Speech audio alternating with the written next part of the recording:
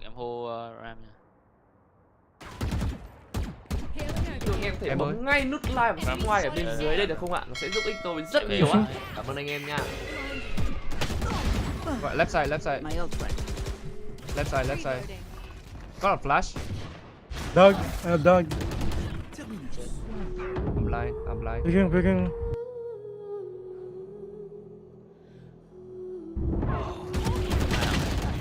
94 on Omen. Player standing. Ui. Spike down A. 94 on Omen. Covering it. Rùa. Ôi rùa mình biết ở đấy rồi. One more close. He's low. Nhìn góc mà đứng đi. Mà góc default để mình spam mà.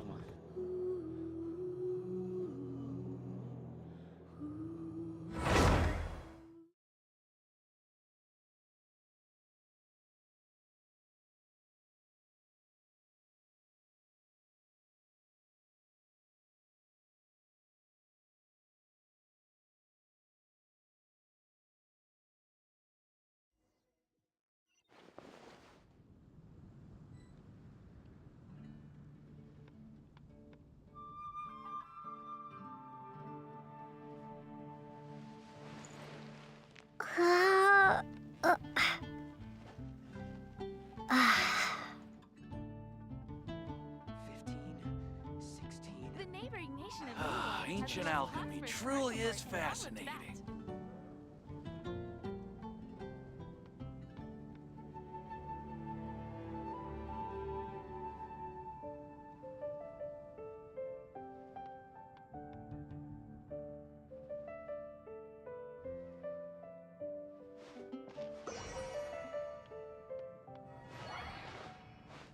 I will make you better. Welcome. How can I help you?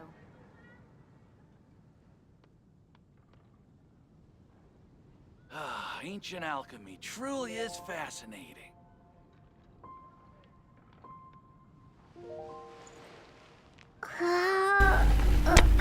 Má nãy giờ chỉ một mít cực. Ok.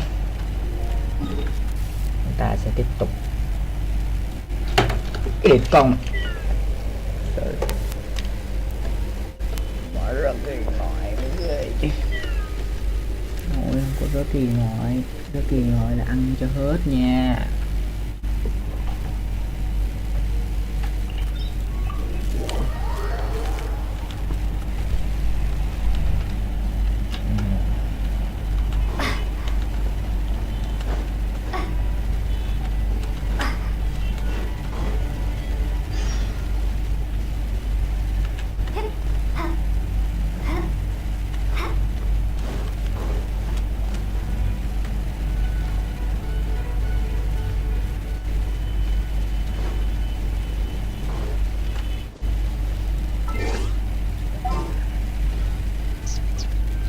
Just sharpen my spear. Ok.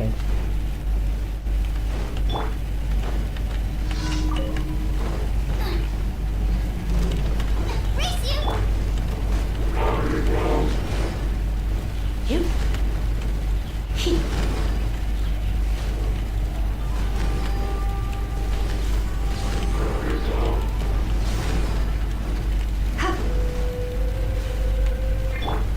Nice and spicy.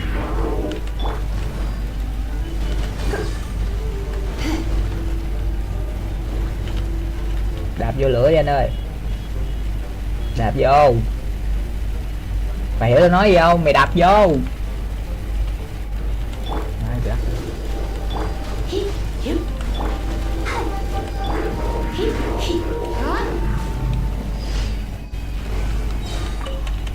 Lắc thiệt ta.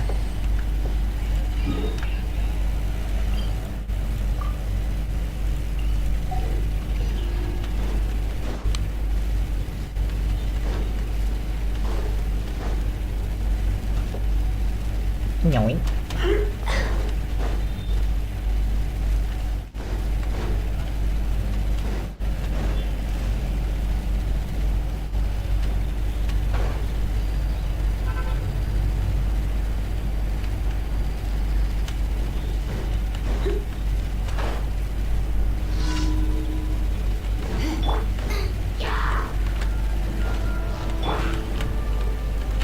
Try not to enjoy this too much. Don't be such a brute.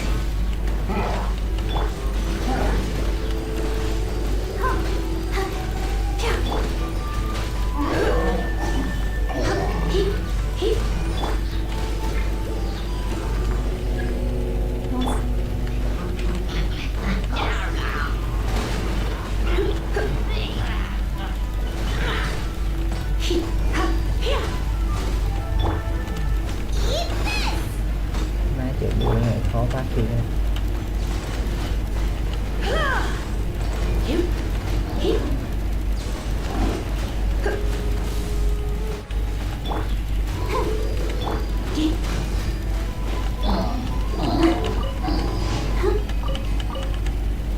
Hôm nay em không chắc như bờ vai anh đâu.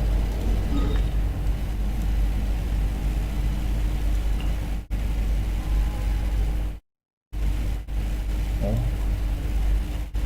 Mình mới làm hai cái ý khác không ta? Alo. Nhỏi.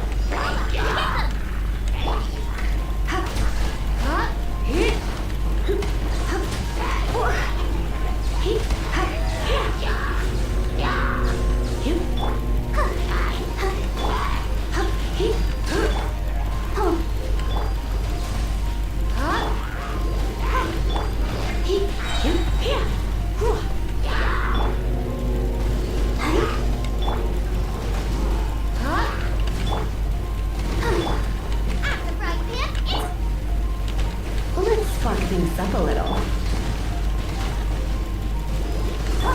Hey, hey.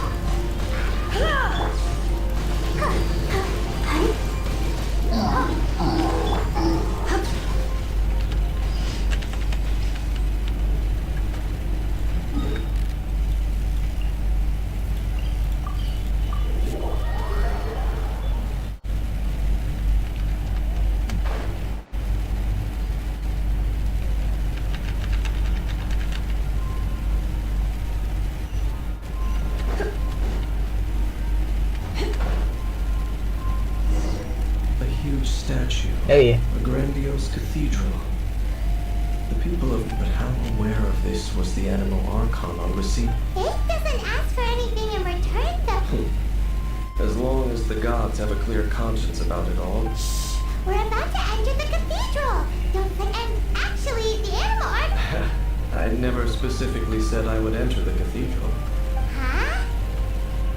You are the honorary knight of Mondstadt. They will surely allow you to poke into these affairs. Having me tag along would only make them suspicious. Correct. And just as our little friend said, I might say something bad about when a non-believer steps onto holy ground. I have never received the favor of the gods in the past. That's enough about that. While we've been chit-chatting, Okay, then we'll just go in ourselves and ask. I should warn you about one thing. Don't go mentioning the defiled statue and some. The Church of Favonius wouldn't ignore the matter of the statue. But if they also meddling in the affairs of the Abyss. Ok. Nói chuyện với Pháp rồi. Từ đã má đang làm ý Pháp mà từ.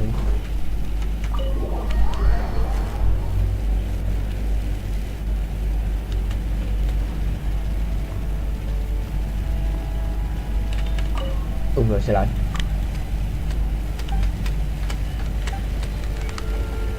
Là em không chắc như bờ vai anh đâu. Rồi chở thuốc đi má. Rồi cảm ơn nhiều nha. Thank you very much. Rồi ok. Từ đã nói chuyện với bá bà đà. Honorary knight. Hi, how have you been? Hôm nay ổn. Mọi thứ đều rất ổn. But I should first make it clear that if you need to borrow the whole... It seems she hasn't realized. Oh, we're here to ask some questions about something. Cái đầu tiên chơi tới trước. Rồi cái đấy gì? What's that? Of course you wouldn't know anything about that. Huh? You're here to ask about that old story? Well, I did a long time ago. There was indeed one statue. Nearly every member of the church joined the search for it. In the church's records, as you might assume. Of course. Nothing? So, sorry, Barbara, but we can't tell you about this other strange stories. I'm not sure. Let me think about what other unusual incidents are. The tyrant fight? Oh, this refers to a time of great danger that engulfed old Mondstadt many, many years ago. There was a time when balls of fire raining from people at that time believed it was a curse laid to this strange phenomenon continued for about a year. No, right. Later, the theory of the tyrant's final fury perhaps it was something else that caused it anyway. Cũng có thể là Might not be related to the lost statue. giai đoạn có liên quan đến giai đoạn sau. There's that pointless word. Thank you again. Oh, Rosaria. Rosaria, it's you. If you're looking for the Knights of Favonius, they're busy with those monsters again. Those monsters? Those monsters that tried to attack Mondstadt last time during the storm? Wasn't that the Abyss Order? Indeed. They're gathering in Wolvenwood called Sao đây không lại? The Ủa má, mình từ mới từ chỗ đó rồi mà. Master Jean said you should stay at the church and continue. But you're also a member of the clergy. Không sao, không sao. Let's go get Master Jean. Oh, okay. But please, everyone, be careful. May the animal archon protect. Má bà đã xin lại cức. Ok. Từ đã, phải làm xong ý khác đã. Cái gì cũng phải từ từ. Không nhiều chuyện quá không được. Má chuyện nào mình mới tới được Inazuma ra. Rồi 31 rồi. Là bắt buộc phải làm của thằng này. Đúng không? Không biết, kệ mẹ đi. Cứ làm hết nhiệm vụ có thể làm thì rồi tính tiếp.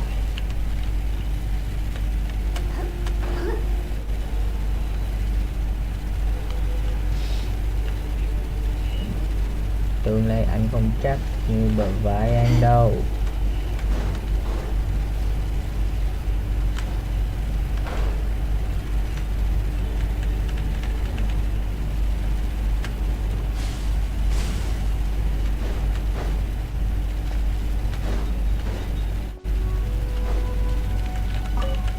Má táo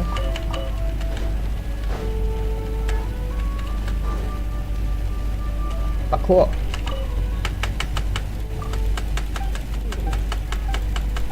không gì không sao xong nghỉ hát cho được bây giờ từ từ ra thử cái đã vui phải từ từ. Ủa mà như còn cái sự kiện đúng không ta? Mở khóa thành những gì để mở sự kiện. Ủa nhận thằng này miễn phí hả? Anh đầu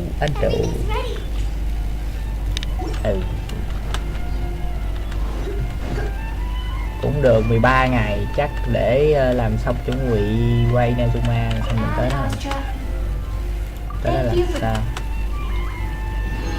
Ok thank you.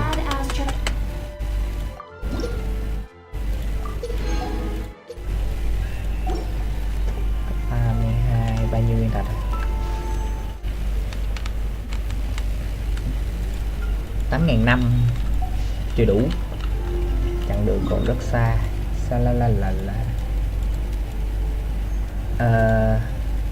Làm gì nhỉ? Tụi má quên rồi. Làm xong thằng này tên gì quên mẹ tôi này. Thôi cứ gọi nó là Dan đi. Làm xong nhiệm vụ của con Dan nha. Chắc làm sao nhiệm vụ của con Dan thì mới mà phá được nhiệm vụ tiếp ở Liu. I see. Has the Abyss Order already won? This could very well have something to do. But what is the Abyss Order going to Wolvendom for anyway? Are they looking to do the same as they did? No, that's not like. Unlike Osial, who was just suppressed, and today, it is just his spirit that's. The Abyss Herald may just be targeting the spirit of Andrew. Oh. Ok.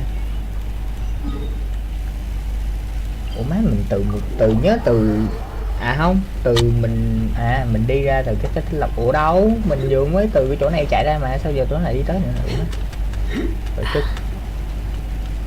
làm đi tới đi lui mệt bỏ mẹ lộn ơi để sau đâu bay nè cho đủ má hello đó ổn ơi.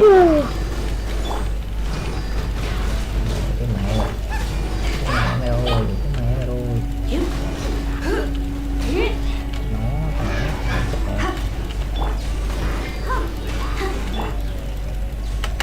cái đẹp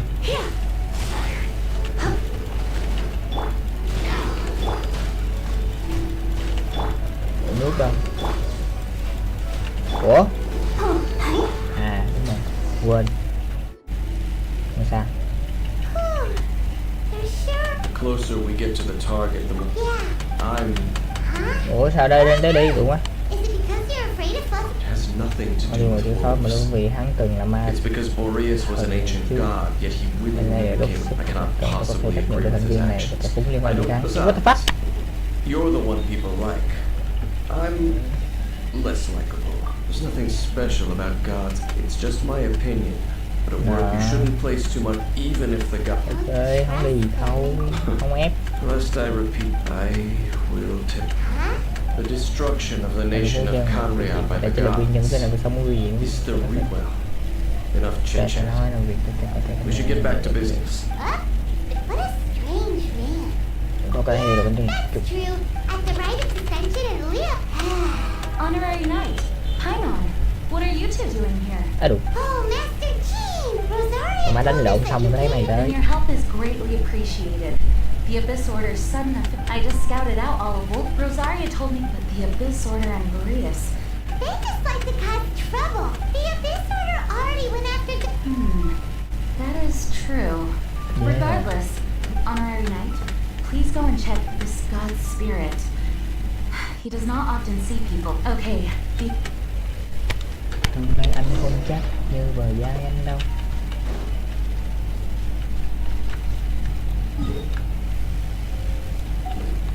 Đeo cho anh. Thôi nha, tao không đánh tụi mày đừng đánh tao nha. Tao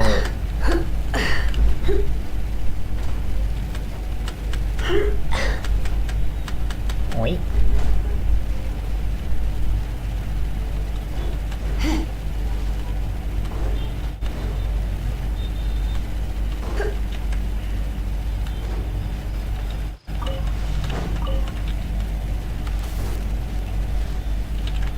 Được. Tương lai anh không chắc nhưng bờ vai anh đâu. Lụm.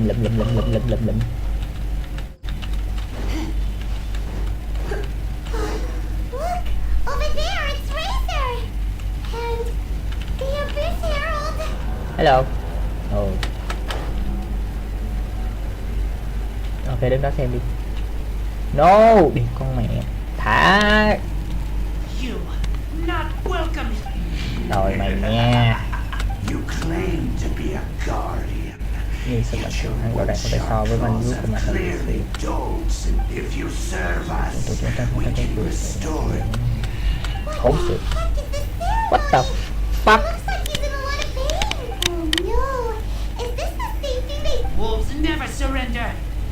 But this can't go Đây. on, man. Cái thằng nhãi con này. Hy vọng. Trời mưa hả? Ôi trời mưa là xong mày rồi. Tao đứng đây tao trưởng tao trưởng là mày đủ chết rồi. Không cần phải múa gì nhiều. Rồi sao nữa? Hơi khó chút xíu thôi. Tao dùng chiêu rồi. Trưởng.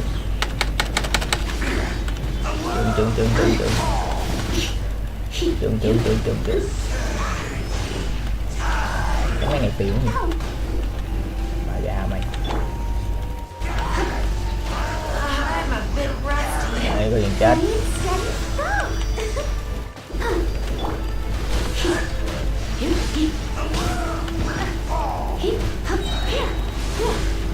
Try not to enjoy this too much.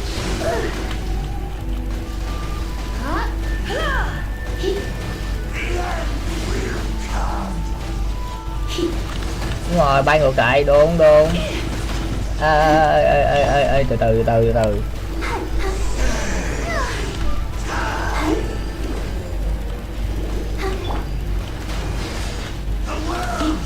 Nó múa dữ vậy. Thằng đây vô mày đánh phụ tao ơi. Ê.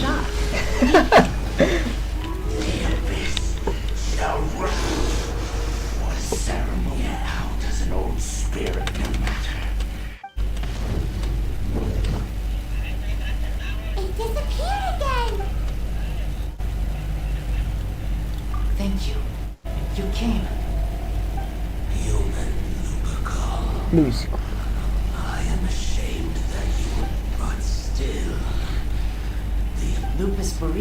Người sống không bị trói được cách, nhưng người ngoài không tuân thủ quy tắc.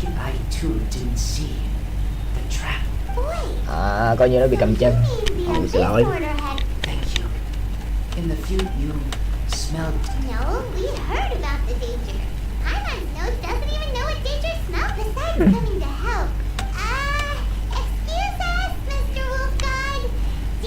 Chạy được trên thế giới, ta không quan tâm tới đồ vật của con người chế tạo, không biết máy cày đâu vì nhưng để nó ấn tượng về máy móc thì ta có một món nó đã xong và gọi là nhưng nó không được nó không được trước khi được ngã và nó được khỏi tiêu diệt vì cái năng như thế là ba cái gì nó biết sai không? Nó biết sai nhảy cũng rất cao và bắn ra quả cầu lửa sức mạnh tuy không bằng ma thần nhưng mạnh hơn nhiều người có vision.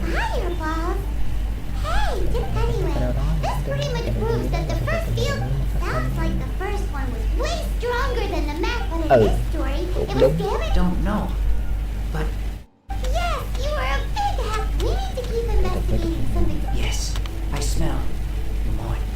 too.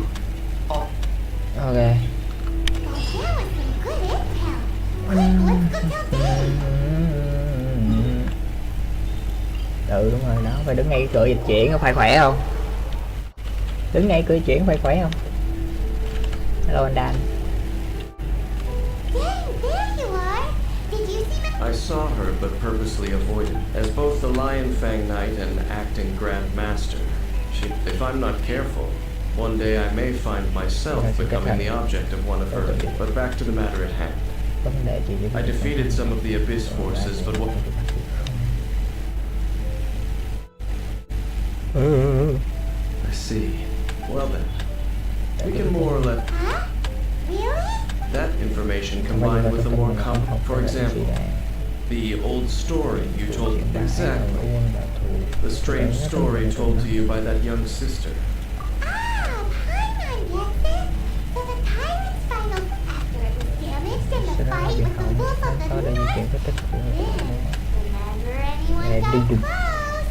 Pew, pew, boom! Back then, the people of Mondstadt hadn't seen many ruin guards before. So they... It looks like we need to make a trip to Storm Terror's lair and comb the entire area. What do you mean? Huh? Oh, Paimon remembers too! Rồi, what should we do?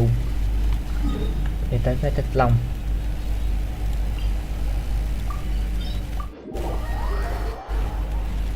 Anh không chắc nhưng vừa vai anh đâu. Nằm dưới. Ê, không. Cái này đứng được không?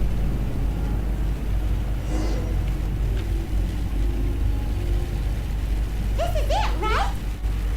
Okay. Căng quá vậy trời. Ooh, so what did you see? Huh? Nope. What? This requires enough using elemental Những nguyên sight tố on phải cài là field không tillers thể of với no nguồn năng lượng use. khởi động It is đúng not vốn dĩ không phải powered là by... nguyên tố. Let me give it a try. Ừ đúng. Ồ, And cái này done. có banner không? The very thing the Abyss Herald has been seeking all Con along. mắt của mấy cái đầu tiên cho tôi. All of the ruin guards today Còn are lại just đây là replicas hình of nhái this machine. của chiếc máy này, là một As the chiếc prototype, phiên bản với its sức mạnh combat của nó sẽ không capability bị was... Ồ, As the Abyss Order has surmised, if this eye is placed in the hands of the Defiant, and if the limbs of Osiel overlook, and this newly born god will have the power to topple the... Yes. Vãi cứt. Then, what should we do with this eye? No. I'll guard it myself. Huh? You? Dane? You may doubt me if you Để wish. cái nó nghi ngờ lập trường của tôi đi, nhưng tôi bắt buộc phải đảm bảo rằng không để người khác lợi dụng sức mạnh của nó. No matter where we may hide it. Cái này kiểu cứ mơ hồ đéo nào mà mình cũng biết là mình có tin nó hay không. Nhưng mà anh đẹp trai rồi. Right. But our work isn't done yet. To avoid any further repercussions, we must also we can't have the church get involved. Let's handle it ourselves. Destroy it? Đúng. That's a statue of the... Oh. Well, good thing we didn't tell Bart. Did the Seven really expect me to help them? Let's go back to those ruins. I'll make sure it doesn't get away. Rồi mình sẽ tới cái di tích đó một lần nữa. Ok.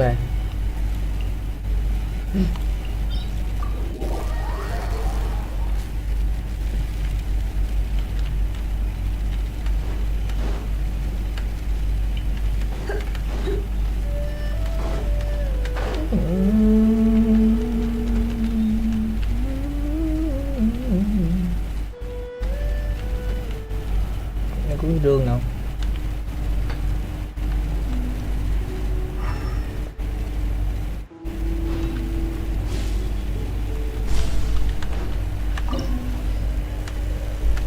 Không cần băng nữa.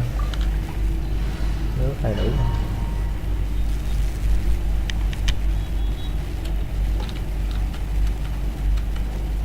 So after all that running around, we end up right back here again. Ủa sao nó mở bên trái? Nhớ nó mở bên phải mà.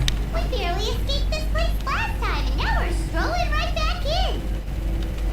Gee, surely we must be some of the bravest Má cái đéo vậy. All to that. Better the stupidest. To get to that creepy statue, we just need to follow the path we used to escape last time. That should take us right to it. Yep, that'll work. Let's go. And remember to be on your guard. Đợi xíu.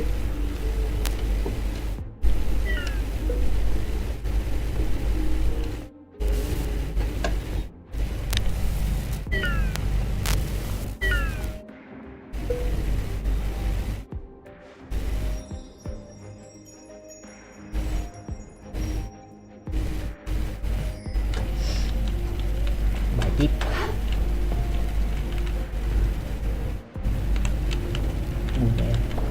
Cái địt con. Má, bóng máu.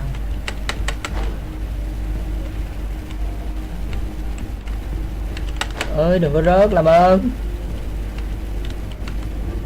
Đừng có rớt kìa. Má đéo lượm được. Mẹ ơi.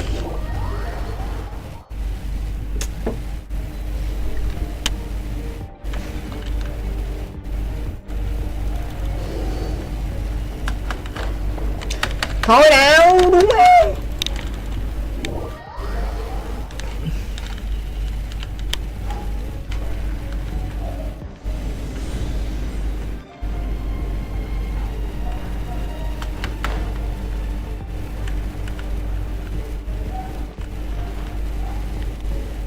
Đợi chút.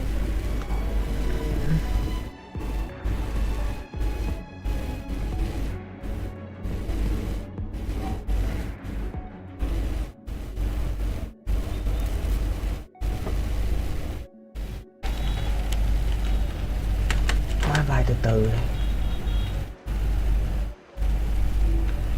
Thôi nha. Né nó ra nha. Rồi ok.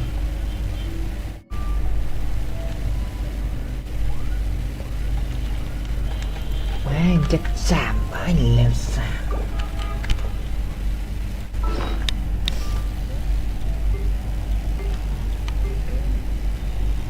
Đồ ăn đâu nhỉ?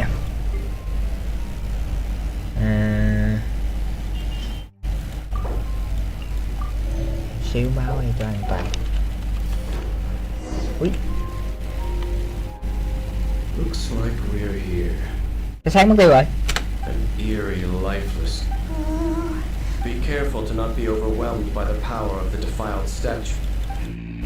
You are just as vexatious as ever, Dane Smith, enemy of the abyss. Kẻ địch của giáo hoàng. Đủ. Thằng này có mối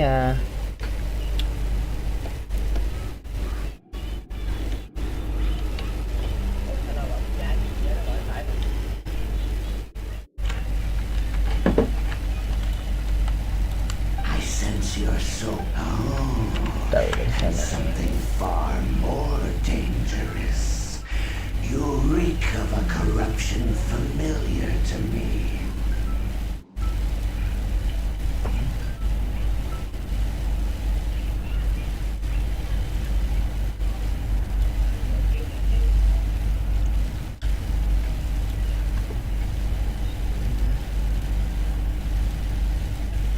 Nhớ cái chỉnh này đâu sao mẹ này. Nghe chị chỉnh một đống gì đó. Kệ đi. Then we are the same. We're both dangerous.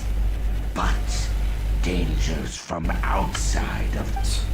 It is your words that forever time to sight. Đồ ngầu. Má ảnh ngầu ghê, ngầu quá trời ngầu. Ngầu quá trời ngầu. Lửa đi. Bay ra. Không bay à? Rồi tí máu nha anh trai.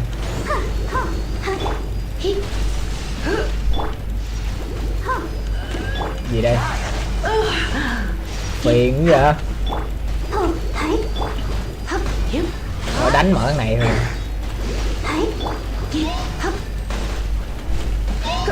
Hơi phiền. Hơi cực.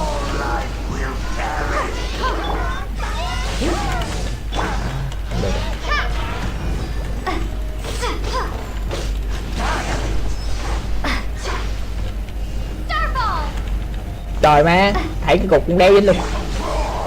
Đừng có giáp ơi. À! Em góc. Mày đó. Don't be such a brute. Mày trốn. Má nó còn gồng nữa hả? Ôi. Để là bắt buộc phải xử mấy cái này rồi, nó không.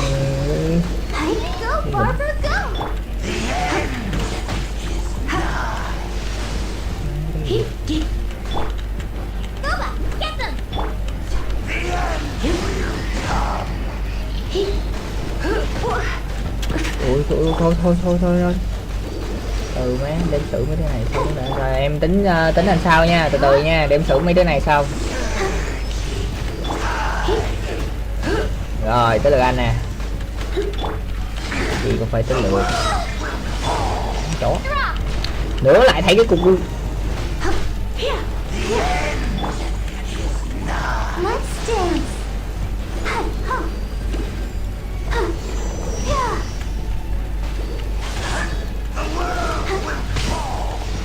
Cái đứa con mẹ.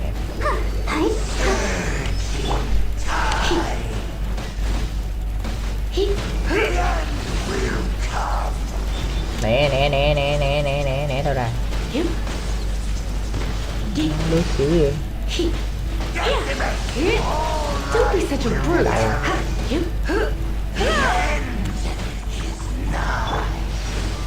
Let the show begin. Tiếng báo này.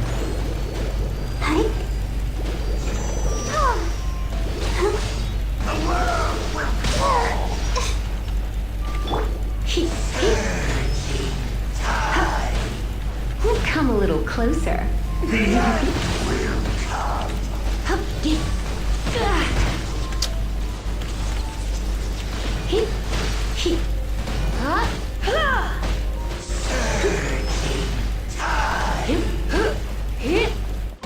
Chạy lên. Thôi, hết máu chơi rồi. Đánh cái mẹ. Mày nhờ. Đó mày chạy đi. Mày chạy đi. Mày chạy nữa đi con chó. Mẹ đi.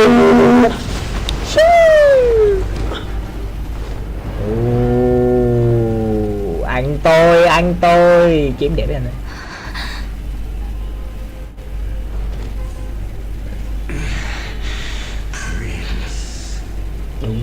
Anh tôi.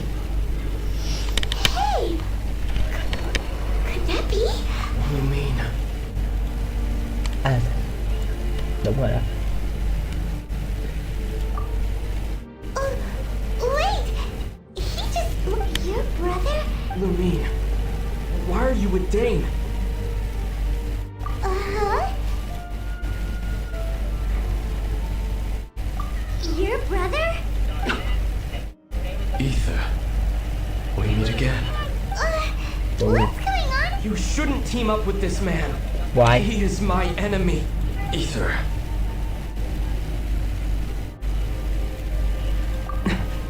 But it must be said. Don't try to stop me.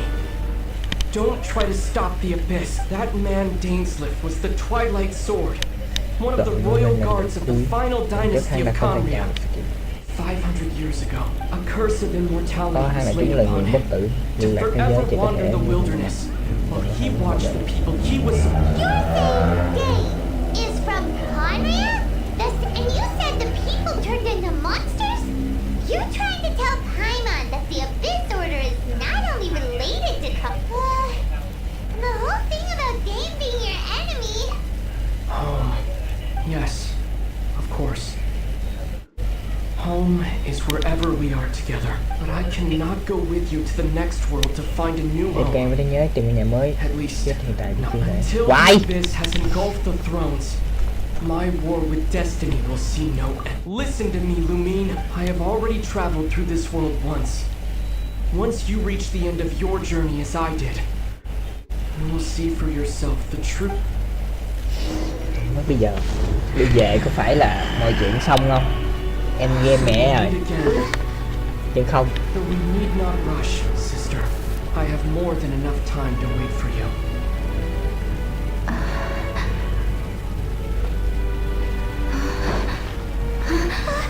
We have always had enough time. Are you sure about that? No! No!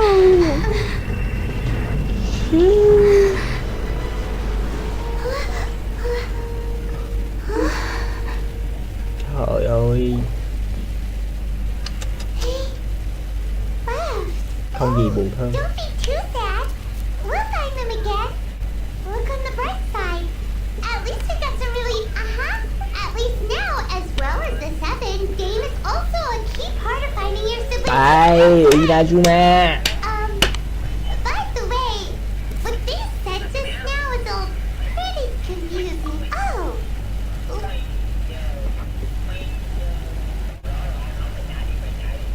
First off, that Abyss Herald called your brother Prince.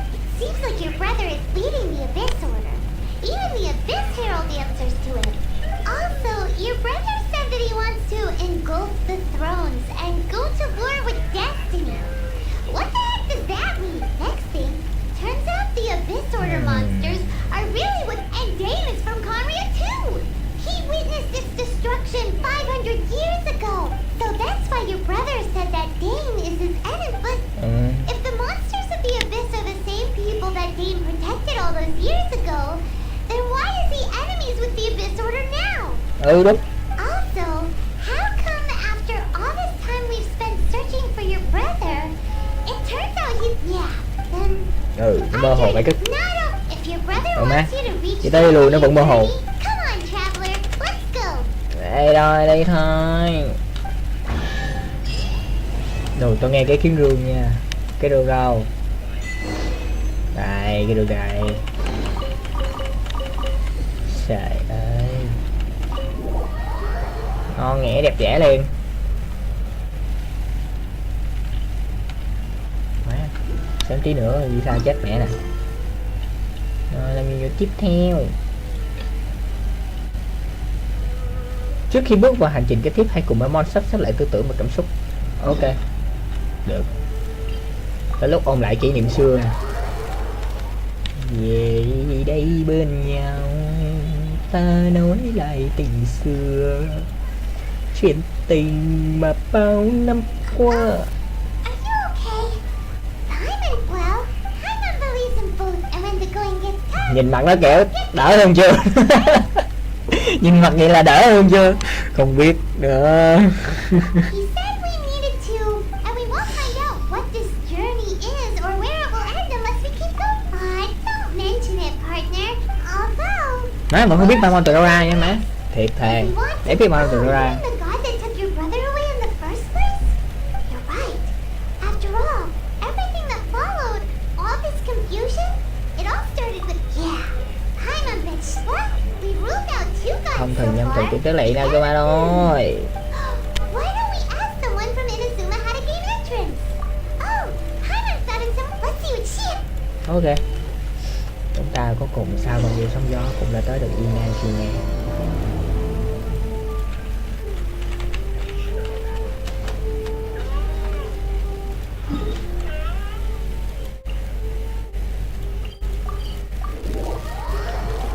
Băng băng băng băng băng băng băng băng băng băng băng băng băng băng băng băng băng băng băng tới cấp từ cấp 0 cho tới cấp 15. Tôi nhớ là cấp 15 là mình mới xong được nhiệm vụ của Mondstadt, từ 15 tới gần 30 cũng xong nhiệm vụ Inazuma. Xong nhiệm vụ của Liyue vậy thì cứ tính là 15 cấp mạo hiểm thì mình sẽ xong được một quốc gia. Vậy liệu không biết cấp mạo hiểm nó chỉ dừng lại chỉ ở 60 hay không thì không biết. Có thêm cục cái này ngon. Ngon. Đúng không? Cũng có thể lắm chứ. Tôi thấy nó cũng là... Oh, hello. Oh, I mean good fortune. Hello. Right? Is there anything I can help? We wanted to ask. Oh, so great. We came to the with a chance of success. What the fuck? Incredibly small. It was in leaving Inazuma that all I had to rely on was a little wooden raft that I put after I'd escaped their clutches. I floated on the open ocean for I don't know, but to my surprise, that's right. I escaped by the skin of what a horrible journey. Well, because everything is just too restrictive over there. The atmosphere is so stifling. Along with the other two commissions, they oversee everything in Hiệp Inazuma. hội tâm We cụ usually nó collectively tương refer tự to như them các as the các tribe. môn One of của the nhưng mà obligations of ok the Kanjo hiểu. Commission is to Truy conduct xét ngăn rigorous chặn identity rồi mình checks on thành all đủ individuals. bạn Meanwhile, cắn như the Tenryo Commission is responsible for truy lùng implementing the vision recently do hiệp hội promulgated nhưng Vision mà Hunt chắc họ Decree. giống như người đại diện cho They ra đi act phục like lên the tinh executive. thần Oh, mà it lạnh lùng. doesn't feel good to speak ill Cũng of xấu my người home mình like tốt lắm nhưng this. mà chịu đựng vào con But khiến after spending so long under that, cuộc what I sống. mean to say is, unless you have an extremely compelling reason to go to Không thể Inazuma, không đi rồi không có you ý định should đến đi abandon your tôi plans of có trying to get there. mình mong tôi You should know that the sea around Inazuma is in, and even if you did manage to find a way, you'd still have to produce the necessary documents. They really don't want anyone setting foot in Inazuma. They only set that up as a port to guarantee Tức a là lưu supply thông of tới goods trên and đảo. information to the island. But if you really are set on go, that's not what I meant. You could ask someone from the Crux fleet if they, voyaging far and wide, has... You're right. Bè đâu cho nó có cách Wonders if she'll be willing to. The Alcor is the flagship of the Đừng Crux có đứng bên fleet. này tự cập bến không. I heard that it's current... Then there's no time to lose. Let's go. Ok, chỉ có bê đâu mới giúp được mình thôi.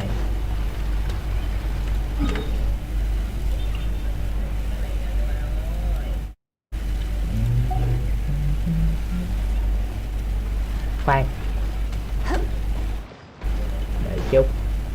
đợi chút trước khi mình tới cái thuyền đó. Hình như là nhớ không nhầm có cái gì đó liên quan đến cái thuyền kia đúng không? Không biết nữa, thôi cứ chạy qua video chứ thì không sao. Chưa mở cổng dịch chuyển đây luôn, trời đủ má thiệt luôn à. Chưa mở cổng đây luôn thiệt luôn. Đéo ngờ.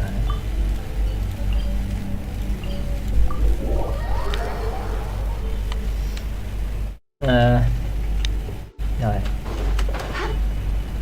dịch chuyển ở bên núi rồi.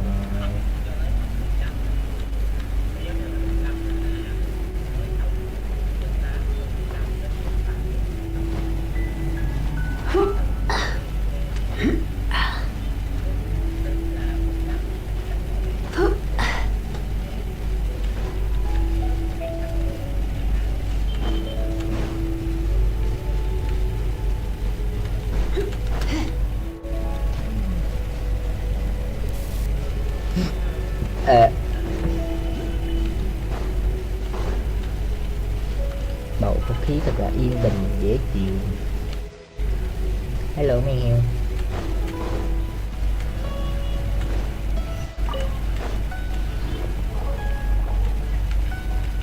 Mở nhẹ cổng dịch chuyển, chạy qua kia lấy cái cục màu.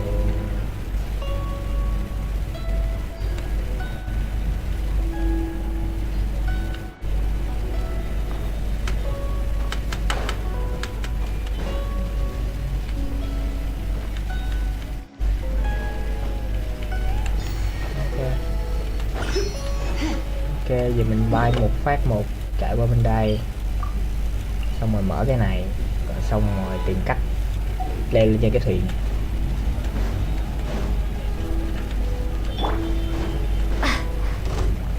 Tránh xa tao ra nhà mấy đí.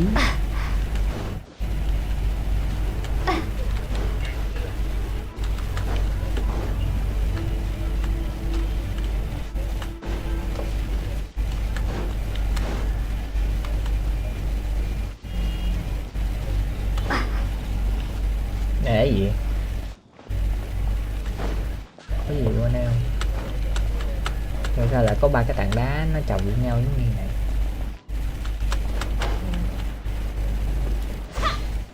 Không, cái này nó không thể nào mà ngẫu nhiên được mấy ông nè. Mấy tảng đá nó xếp xong rồi 3 tảng đá dựng lên thì chắc chắn xuống đây nó sẽ có thể là nó sẽ mở được một cái gì đó, tôi nghĩ vậy. Bởi chúng ta không có thời gian để chúng ta tìm. Đây là con tương nè, cái chỗ ngắm cảnh nè.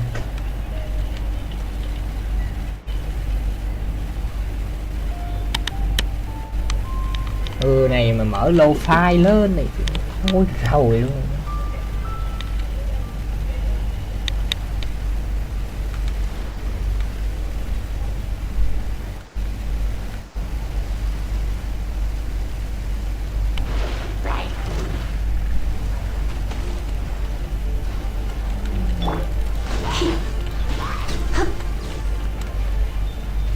Tương lai anh không chắc nhưng mà vai anh đâu. Oh my mia.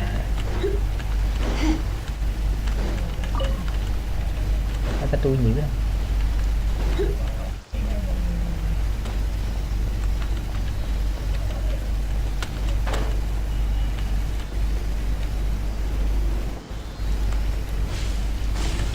I'll protect us.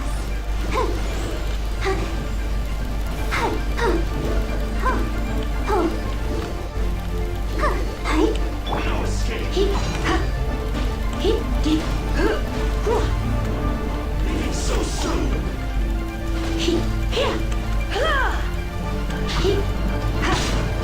I have some for you too.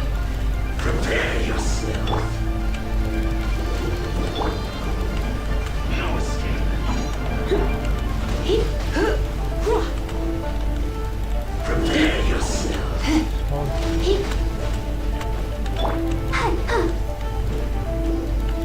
Đâu ạ?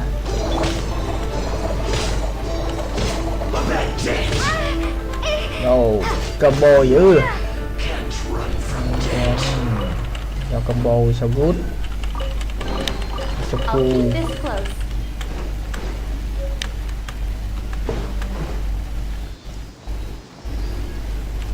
Bay lên nào, nhảy cao nào, bay lên nào, nhảy cao nào. Trên cái rừng nha.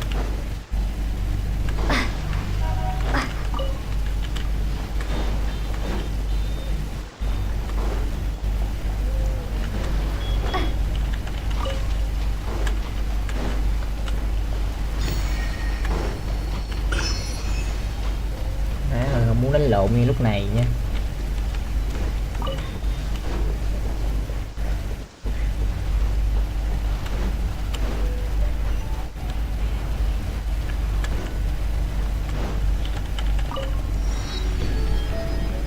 Rồi mở được rồi.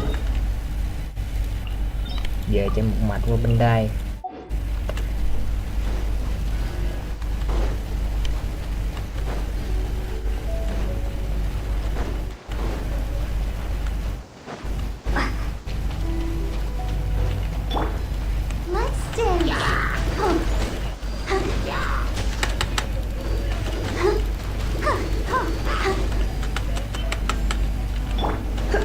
Let's spark things up a little.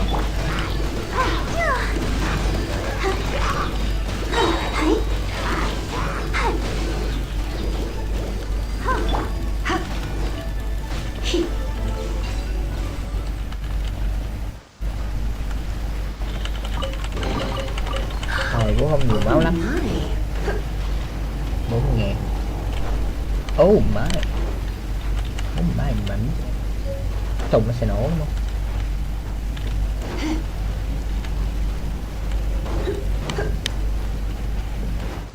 Tương lai anh không chắc nhưng bởi ba lần đâu. Nhiều view chưa mở thế nhờ. Chào đấy.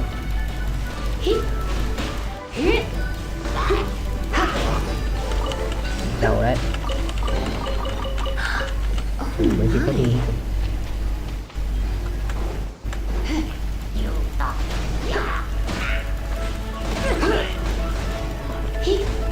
At the front camp, it's for fire.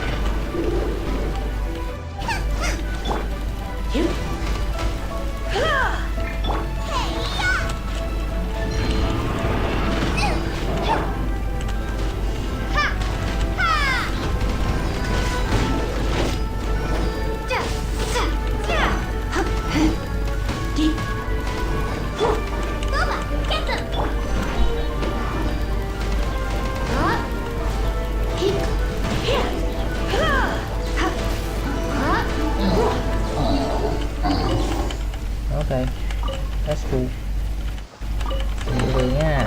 No pain, no gain. No pain, no gain. Rồi đây anh chi tiếp. Má lười đánh cho được nữa ta.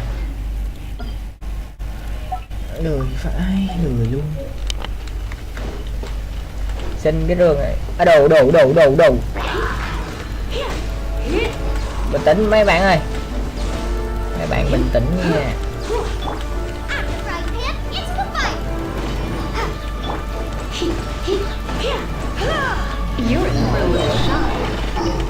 Nó phải bể.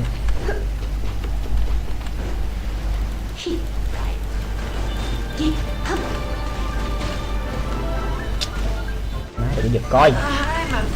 Ô, khó chịu vậy. Thôi từ mấy này trước đi. Cái nào dễ trước.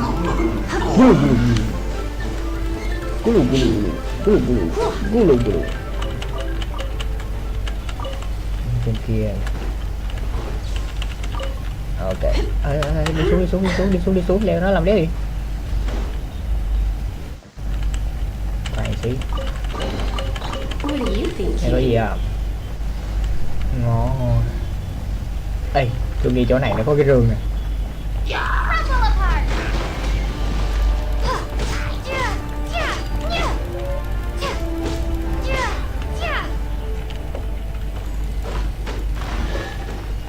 Yeah. Nói cái gì nó bất thường là chỉ là chắc chắn cho nó sẽ có rương. Bên trên nó cũng có cái rương thì mà lười lấy quá. Cái game mà lười đánh nhau lại đi.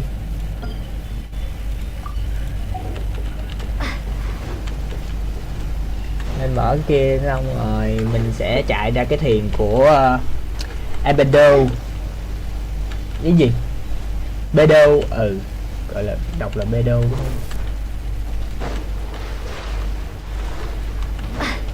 Mà muốn lên cái thuyền đó thì phải mở tường băng, nhưng mà lười quá. Nghĩ là nếu như mà leo lên trên cái đỉnh núi này xong rồi bay tới cái thuyền thì chắc là tới. Thử thôi. Chúng ta phải thử nó mới biết được lần này nó có tới hay không. Rồi, nó sẽ có một cái chỗ để mình leo lên trên cái đỉnh núi này. Nhớ nó có một cái con đường luôn á. À đây, đi lên đây.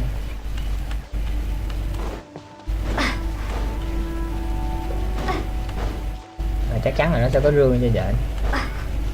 Thường thì nó hay giấu rương như đây lắm. Đây, đó. Đảm bảo bay tới luôn. Đảm bảo đứng chỉnh. Bay là tới. Cả 100%. Nhảy. Cái này nhiều cái thạch hiểu á. Gì vậy? Gì để đánh nhau này? Ôi trời sáng sủa nè, đẹp.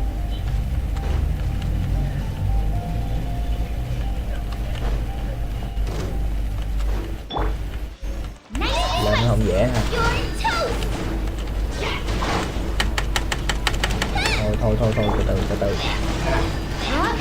từ từng đứa sẽ được đó.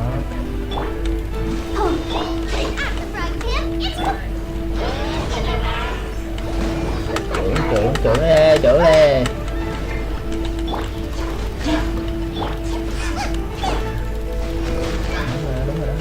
Đúng rồi đó. Cái này nè.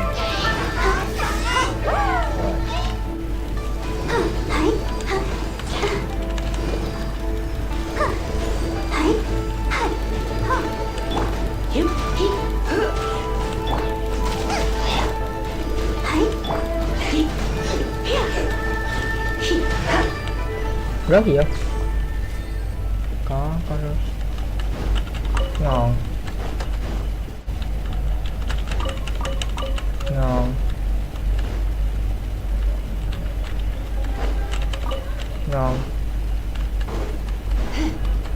Thấy chưa? Đủ có cái hàng luôn nè. Đại chiến phi thiên. do you think? Này nó phải có he một cái tài liệu gì, nó phải có một cái lý do gì mà cắm cái kiếm ở trên đây chứ đúng không? Chứ không thể nào mà tự nhiên mà cắm được. Được mấy trứng chim.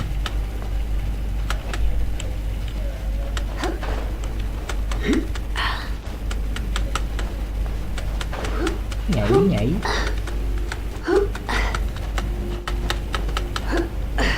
Ok.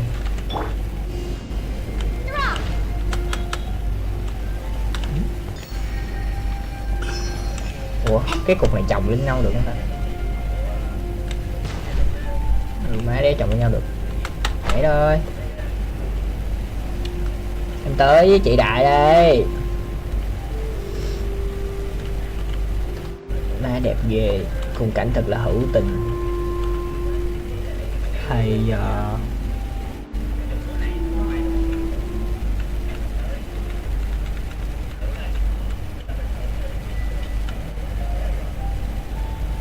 trên kia chắc chắn có cái rương. À đây có một cái rương nè.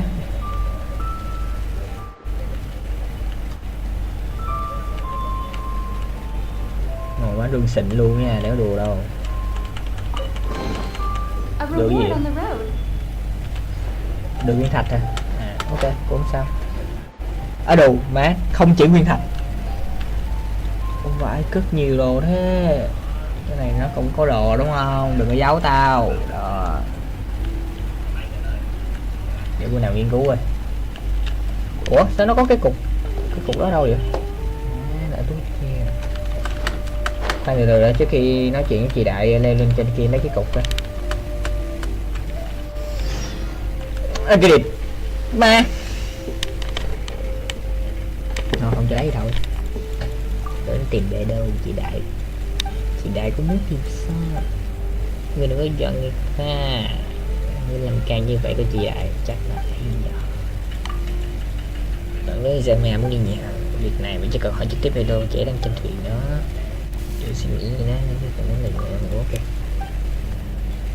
Bằng tiền. Ok bằng luôn. Cảm ơn bạn nhiều nha. Ok bây giờ sao lên trển ta. Mẹ chưa kịp. If it isn't the traveler in Paimon. Hello. I knew you guys would come.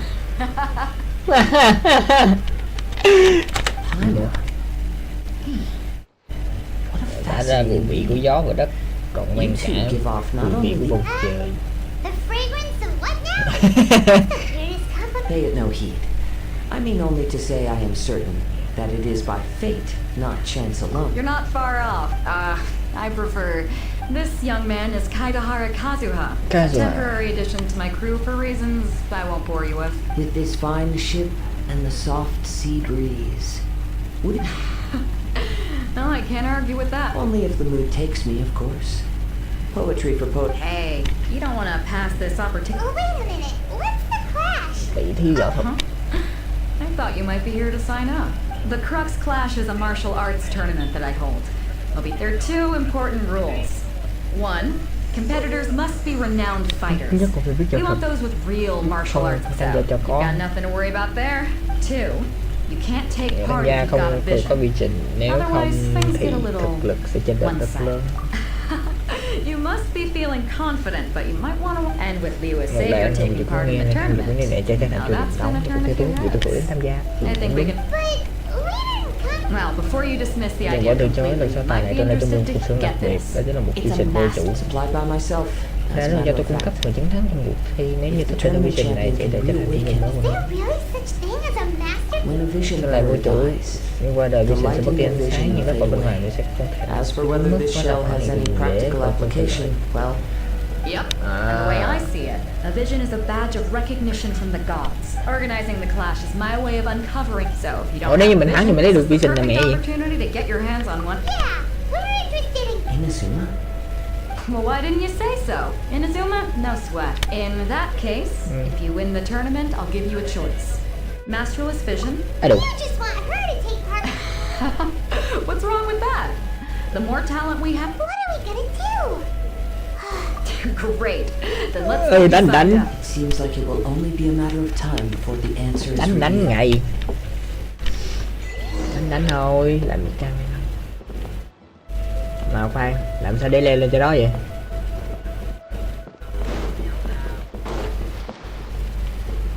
Ok, lên được cái cột này đúng không?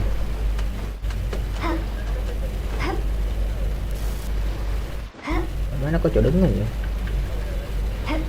Cái này đứng được. Cái này. À. Nhảy. Nhảy.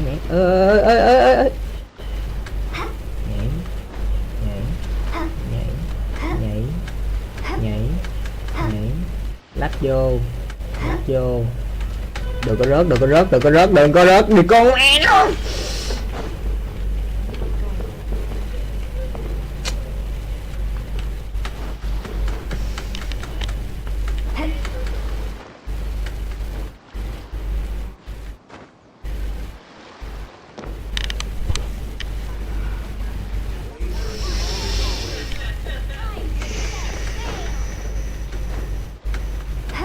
Bình tĩnh nha, mình phải chừa thể lực để mình đi lách vô thôi, đừng có nhảy làm ơn. Rồi đứng xuống thở đi cho đủ má, thở đi, hít vô thở ra, rồi leo tiếp, chắc thôi, nhảy lên từ từ thôi,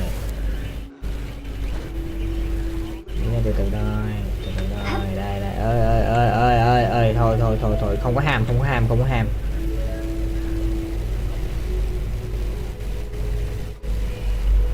Tiếp.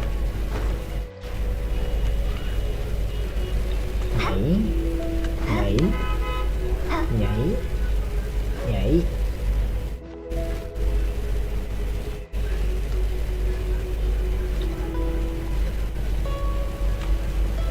Thở. Leo được đúng không? Ok. Leo. Cua từ từ thôi, bình tĩnh thôi. Leo trên đây, CBC ở kìa mẹ mày. Lên. Nắp. Lên. Đó. Ủa má tuyệt vời.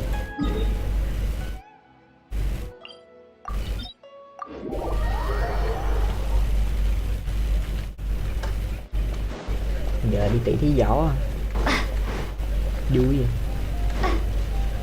Khoan nè, từ sự mấy này lấy rương trước. Hello chị đẹp. Are you here to play with me?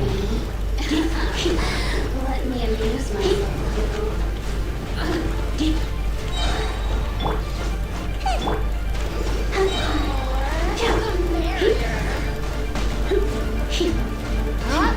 Chủ vô. Surrender immediately. Let me amuse myself. Let the show begin.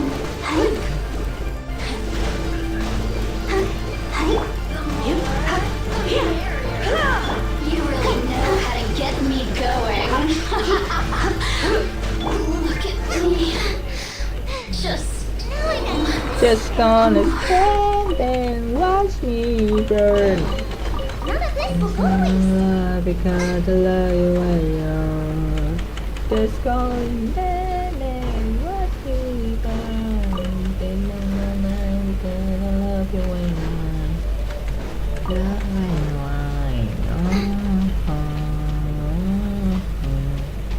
Này là gì? Tôi và Su Huynh luyện võ từ nhỏ, dốc sức nhưng mà muốn bảo vệ thế chiếc đen này mà không có sự quy trình thật là không dễ dàng. Tôi Su Huynh tự luyện ở đây với mong muốn có được ghi hình trên bia đá này để làm chứng. Làm vào bia đá.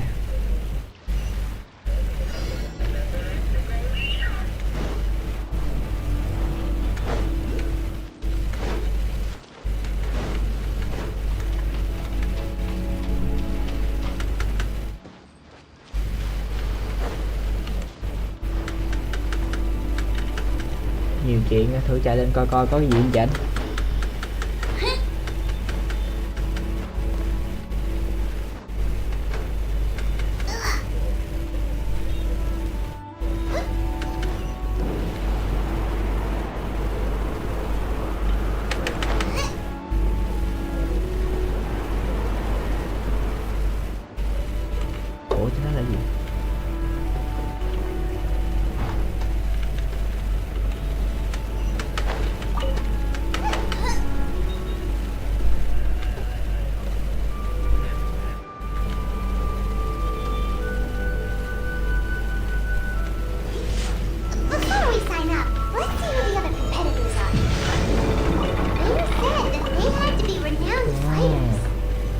Phải. Giỏi à. Cái này ghi gì đó không? Xung quanh đã có được vision vốn nên quét sạch quái lụa trên thế gian, nhưng anh ấy lại hỏi tôi rằng quái vật trên thế gian có phải sinh ra đã ác? Những quái vật đang làm loạn thế giới, làm hại người vô tội, lẽ nào không phải là điều tồi tệ nhất? Tôi nghĩ rằng xung quanh thực sự đã tu luyện đến phát ngốc rồi. Được rồi, cho dù không có vision một mình tôi cũng thể tiêu diệt lũ quái vật. Chạm vào bi đá. Nó cho mình đánh. Dễ rồi.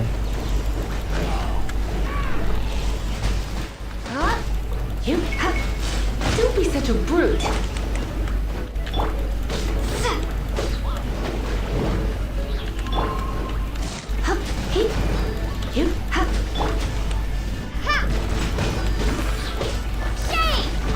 Má kẹt rồi.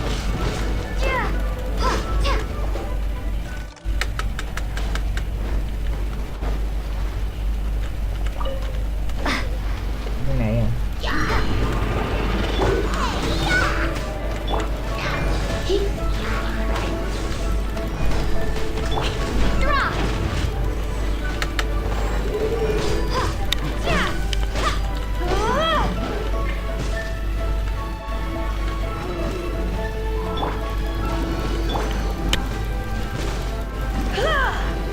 Xuống đây đừng có mẹ mày.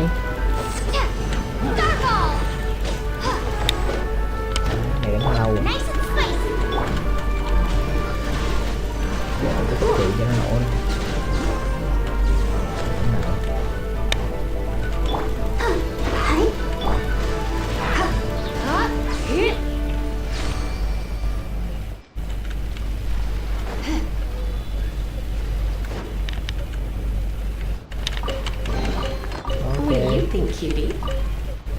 Ok rồi, này nó có thêm một cái nữa nè, để thêm coi câu chuyện cái gì. Quá gì thế giới vốn là tai họa. Tôi đã học võ rất lâu. Trách nhiệm là trừ ma, bảo vệ công đạo, đối phó với lũ quái vật đó. Chỉ cần trong lòng ghi nhớ rằng tiêu diệt tận gốc là được. Chạm vào bi đá. Ơ cho đùa má, cái đấy gì?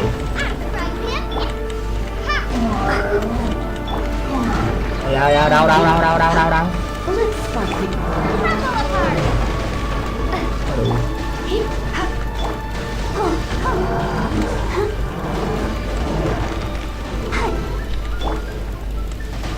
Gì em ba.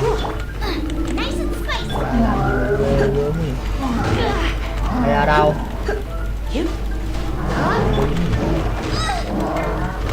Từ từ.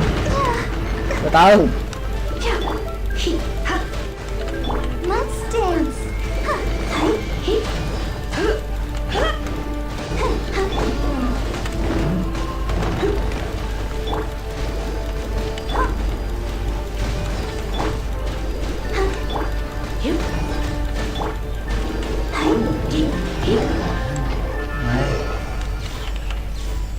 Rồi không rớt ra gì luôn.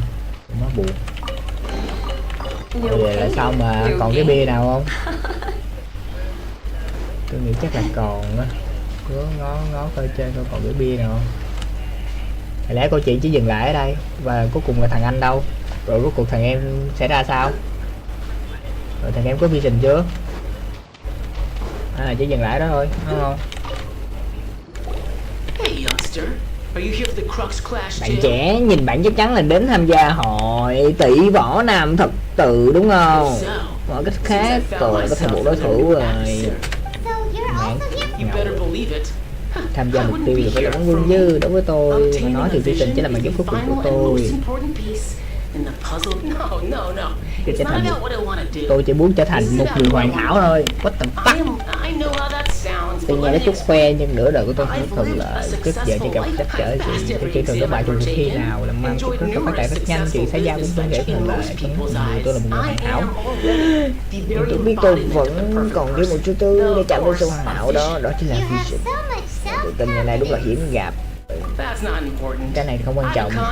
Tôi có người quen trong năm biệt tự biết tôi là người rất lợi hại nên được cách cho tôi tham gia. Phải cứt. tôi cũng dẫn theo những cái đồ bổ rệt là hàng số thứ tiếp của tôi phải nào đang hỏi tôi đấm mày về mồm này con. Tôi mất mấy ngày để học vài loại võ không biết chuyện. Với năng lực của một thiên tài tôi nghĩ đánh bật qua la chút thì sẽ thắng hơn. Bạn cũng cảm thấy cái chất của tôi đúng không?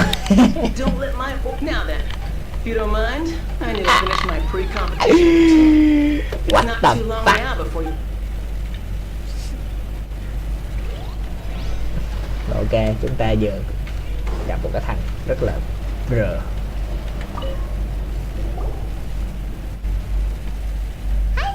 Are you here for the Crux Clash? That's right. Nothing Sư beats huynh real tôi có life nói liền combat bỏ. for À, thì là hai cái thằng này đúng không? what our master taught us.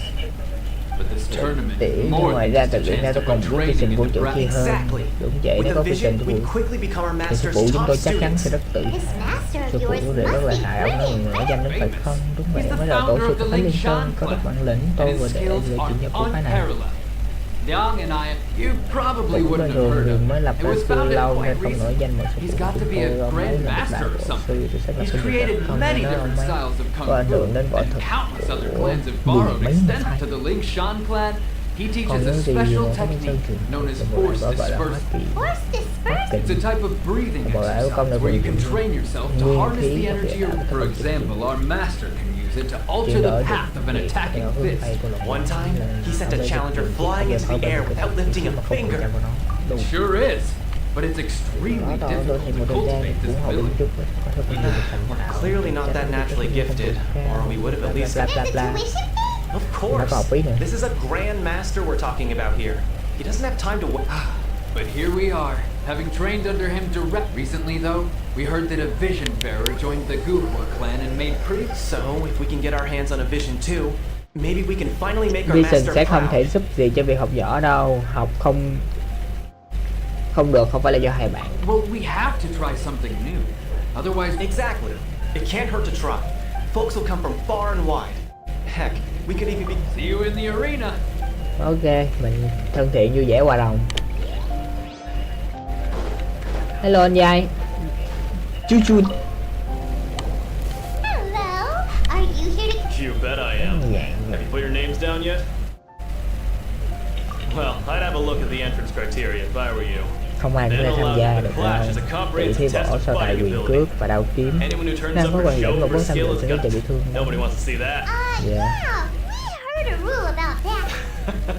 Me? Đúng là Á quân giải đấu là tự do nhập. Đủ. What? You? Ai vậy đó thì chắc thường xuyên mà Have chưa you been tham gia living các under a bạn. rock? It's been going on for years. Not to mention, I've helped the Millivent catch treasure hoarders. They tried to sneak past me under the cover of darkness. They didn't know what hit them. Chú mà chúng cũng dám cướp đúng là I dám. planted a left hook on the skinnier one's face and sent him Lão đảo flying. lùi không Then, I stood my ground, of course. A roundhouse kick sent the blade hurtle. Lợi I hại. told you. Unarmed. I'm not saying I came out completely unscathed, of course. But the fact remains. But for us, Phó. even for our fine treasure hoarders... Như tụi nó đối phó cùng lúc bốn lần tên đạo có đàn đi nữa của truyền vật mỗi ngày. I'll see you in the arena. Vãi lèo. So, to recap, we're up against an inflated ego, some gullible guys paying way too... Chink's a village arm wrestling champion, huh? Next, please. What's your name? Tôi là ai? Aren't you? Did I hear that right? Hả? Is it really them? Đó là có thật sao? Aren't they a vision Có bearer vision though? mà Why are cũng they đến trying to enter ra. the clash? Tôi I nói have chắc to bận ask. với nhà lũ hành đã giúp Aren't Lia you the đánh lừa mà traveler thành that những con. helped me up? Quả nhiên là cô ấy nói chuyện với kêu người chút nữa tôi xin lấy đồ không phải tức bạn hãy lấy cô thấy danh cho những người có cái vision chứ tôi không có vision. Sắp quỷ nhập thần phục quan các bạn với tôi cũng không phải đâu của bạn. She still doesn't have a vision, though. See for yourself. My apologies. I didn't mean to be rude. I'm sure a great hero. It's just a formality for you, of course, but I have to make a record. So far, I've got defeated the ancient god Osial, so that's one. Do you have any others? Đã từng đánh bại quan chấp hành cho tôi. Cái nào cũng ngầu á, đến đây đi. And also a dragon. Whoa. Might as as well declare her the Đó. champion. Má coi cái mặt cái đậu đúng rồi đó, đậu tàu đó, tàu đó. I wonder if Là it's tao too đó. late to withdraw. Đi về đi. Right. Your registration is complete. A great hero such as yourself can surely only... Oh, we're not here for that. We're here because Captain Baker... There's another prize, too? Oh. Beto must have upped the stakes this time to attract top talent. But why would anyone want to go somewhere as... I see. So, I take it you discussed your terms with Beto in advance. Well, I'm sure a great hero hasn't. Anyway, the qualifying rounds are... Người thành công luôn, có lối đi riêng. Don't have the vision. Most things opine on things you probably shouldn't use your element. In any case, looking at the competition, Bây giờ là mình phải đánh tay hay là mình cầm kiếm mình You đánh seem like rồi đó. you're raring to go. Are you ready to compete? Good. Đúng rồi. Then please... Kỹ luôn, không có nói nhiều. Our next competitor is seen À, by cái thằng many as the phách lối. favorite to win this tournament. À, mày cầm tay mày đánh tao, tao lôi kiếm rồi tao chém mày. mày Ủa cái này có hợp lại không? Alo. Ủa alo. strange guy. Why was he so confident to begin with? Ủa má được thảy cái con này luôn rồi, what the fuck? Let's go and see Beto. She'll probably have something to say to us. Alo, ủa má gì là đánh lộn chưa? Vậy là tỷ thí võ dữ chưa má? I knew I Là wouldn't tiền thủ regret hạt giống mà introducing you. tôi So, what do you think, Kazuha? Ai kịp bị đánh xong tôi cảm thấy người này đang kìm nén một phần sự không muốn làm đối phương bị thương I fought my fair, so come on. We all know. All right. Let me You fought well. một đề khen rất xuất sắc, rất xúc tích. Hay All là right then. I was thinking your inner poet might want to join in the fun, but you know, a lot of competitors came to me, and since you signed up, we've had many others do the same. Well, since for one Bởi thing, dành tiền tụng we hát. don't want you wasting up. So, I'm putting you straight through to the semifinals. bù giọng bán kết luôn. We only just started the... This is how Captain Beto works. Besides, at your level, you would have made it to the semifinals Đây vị anyway. này có thể lọc rồi. All right, I'm gonna watch some. Đồ bán kết luôn. We're finally here, folks. The real show Úi is trời ơi about to mẹ. begin. Úi trời ơi. The captain seems to have your opponent has Đối thủ của fought bạn many quá rất nhiều rounds to khách get to lọc the với bán kết lần semifinals. cũ từng trải qua This hàng makes trăm sense. trận You chiến. may well be Thực stronger than lớn him. không bằng bạn nhưng đừng This lo should làm not cảm giác give you đương cause to rồi. very well. All right, that's enough chit chat. Lộn này. Trò chuyện với lại nhỏ này nữa.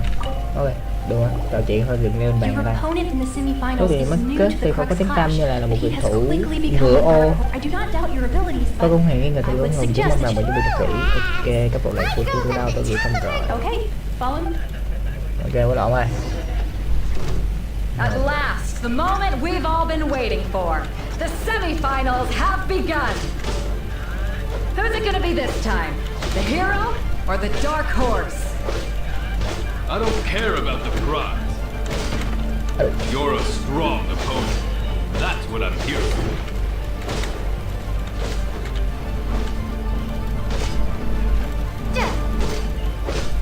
Cũng không khó lắm. Sweating all over. Congratulations. I was beaten by the best. Bạn rất có thể trở thành quân. Right! For a moment, if you had a vision, you'd definitely be one of the strongest around. Đúng, I đúng. wanted a vision once. Lúc nhỏ tôi không muốn vision. Họ nói chỉ cần đủ sức mạnh thì People sẽ said có that cơ if hội. you're mine, Nhưng tôi không lấy được. I lost interest eventually. Sau đó tôi không còn hứng thú Can't nữa depend on a vision. vision like you can Không your có sức own mạnh cơ bắp. body. I've fought and won. Tôi đã đánh thắng người có Vision vision. bearers Sức before. mạnh đó là do thần ban, tôi The không đủ power bộ they được. have was given to them by the gods. Ghê hả? Đủ. You mean you didn't sign up to try Bạn không and nhắm get tới your... vision thực sự. Tôi chỉ muốn tỷ thí I võ only thôi. wanted to pit myself against other Xem thử ra fighters. thành mình được. Only in Đó. defeat can you understand your weaknesses and learn from them. Chữ thành để sức. So I'm pleased with today's outcome. Thầy quá, nuôi sư vậy. Now that's true straight talking. If you have the chance in the future, Sao có hỏi tỷ thí võ please trước khi come nhé, and tôi spar with chịu me. biến thành. Yeah, đồ á, tôi anh đỉnh phải là. Do you know who else made it into the finals? Bạn có biết It's gonna be so... whether they'll be as tough as me. Có lợi hại hơn tôi không còn biết, nghe nói là hắn nhanh. Dạ, vậy là chết nhanh nha. There he goes. Maybe we should ask around. See what we... Ah, it's you! Hello, Juju. I watched your match. I myself was eliminated. Lại vòng thứ 3 rồi, đáng tiếc. Có thể trụ được thêm một vòng nữa thì tốt biết mấy. Maybe next time, Chứ biết huh? ai là người trong vụ kết hay không. Kể ra lại chú đấy, hắn rất lợi hại. He Nhưng is a trên phải formidable. nó bắt I được sợ của follow. người khác. What a brief. Given my stature, I have no fear of squaring off Giống with như physically. sợ. Still, I'm sure he'll be no match. Hợp lý. Tiếp tục nghe ngóng thông tin đối thủ. Anh ổn anh? He tried to use force to Anh ấy muốn dùng deflect a khí punch, công để but tiếp instead một he took cú it straight to the nose. đấm kết cục There và was đánh trúng sống mũi và chạy vào rất nhiều. His opponent was pretty Đối freaked phương out cũng by hoảng it. loạn cứ Kept ôm miệng asking hỏi him, "Why didn't you sao anh ấy dodge?" không tránh đi But he was như pretty người much anh ấy out đã cold lảo by that đảo. point. Why don't you dodge, they ask. Vì sao cô Because không to tránh not hoặc dodge is có the thể sao very để essence xử of lý Ling Shan xong. clan kung fu. Don't even get me started. Rồi sau khi I spent all my energy sức helping để him điều get dưỡng from ngay here điều to the khiển boat sẽ to trở lại get để qua back được to của the tôi. harbor. Má, By the time I got em back, my đã second sư match huynh time had thằng already anh. passed, and I Báo. I don't dare tell my master about this. Otherwise, I'd never hear the end of it. Sorry, I shouldn't be complaining in front of you like this. Oh, all right then. Thanks. I'll do my... Ok. Hy vọng là hai anh sẽ We still haven't got any useful ok. information yet. Ổn. Bước đi. Maybe... You gave an outstanding performance. I could sense that you Tôi were cảm not nhận được familiar bạn with có bouts of chút this không kind. quen. And it could have cost Điều you này cũng match. khiến trận đấu rơi vào thế khó. But you were quick to Nhưng adapt. mà nhanh chóng điều chỉnh là and trạng thái managed và to bị claim chiến thắng victory cuối cùng over đều your cuối cùng opponent. bạn dưới. That is the most Quan sát của bạn rất nhạy In bén. fact, I discerned this not from what I saw, but what I heard. He's right. But in my case, I was pure. I guess not using your elemental mới mẻ powers. đúng Not, thế. We wanted to ask about who our opponent will be in Không the... phải là Not bên kết hay không, exactly. không đâu, người này là bên Contenders that kết. reach Thay the vì nó finals aren't mạnh thì necessarily stronger. hãy nói rằng They có rất tend to phong ask cách for the riêng. guy you'll be facing. His Anh skill em lies in thân his phát. speed, and he has. What's the Điều matter? đó không khí. Worried that you've bitten off more than you can chew this time? If that is the case, then I have a proposal for you. I haven't properly introduced myself yet. The man in Inazuma. Nói samurai. Yeah, we could tell that from your getup.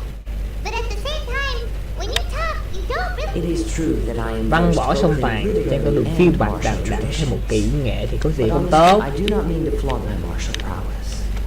Given your talents, a few hints from me will be Hang Wow. on. Don't you think you're bent? Gathering intelligence is Thu an thập tình báo essential của một part of phần any của duel. lao không phải chỗ You nào có must, thể besides our favorite heroes fought many battles on their journey from Mondstadt. You betcha. Yeah, đúng chính xác. Wait a second. We never told you that we've been to Mondstadt.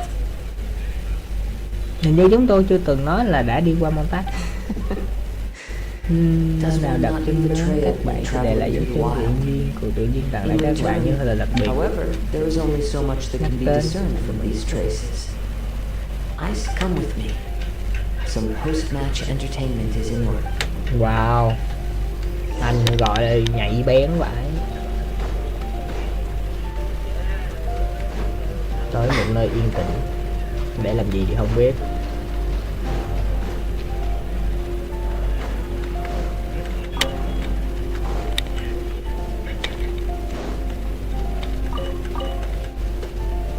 Má yên tĩnh gì mà xa vậy, đừng có đi xa đấy. Khỏi dịch chuyển đi. Rồi dịch chuyển sẽ lẻ hơn chút nhưng mà còn lẻ nữa. Ui má cua. Má cua. À. Chỗ này cũng có đá nè.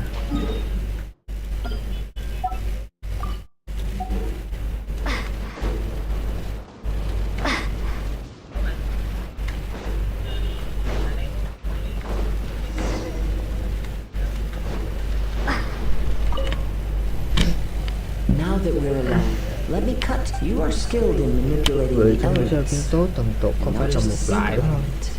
But multiple. Thảo nào không nói ở ngoài trường. Paimon knew that you were hinting at something from the moment... That's right. If the other contenders were to catch wind of your element, if I'm not mistaken, you share these considerations, given your...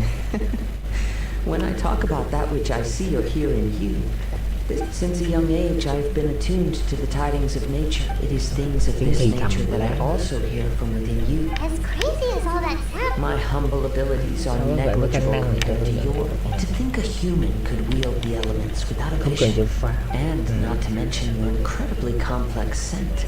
Hey, stop evaluating us based on our smell! Could you perchance enlighten me as to how you managed to obtain your combined elemental abilities? Extraordinary. So then, might I be so bold as to inquire how exactly it is that you learned to channel elemental energy? It's nothing really. Paimon just told her whatever came to mind.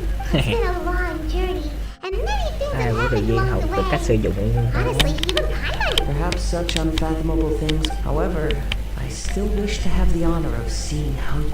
Of course, I too shall share with you all that I've learned. That will make it a fair exchange. Now then. Rồi, làm cái gì vậy đây?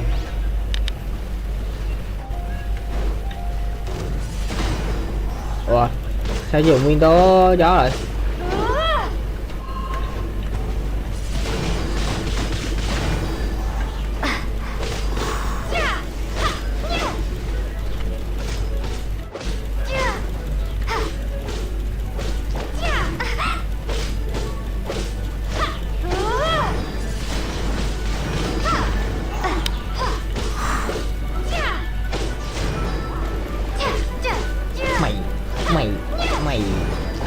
Mày Windblade.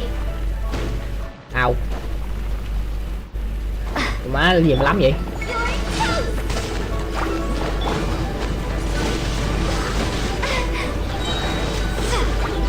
Prepare to be blown away.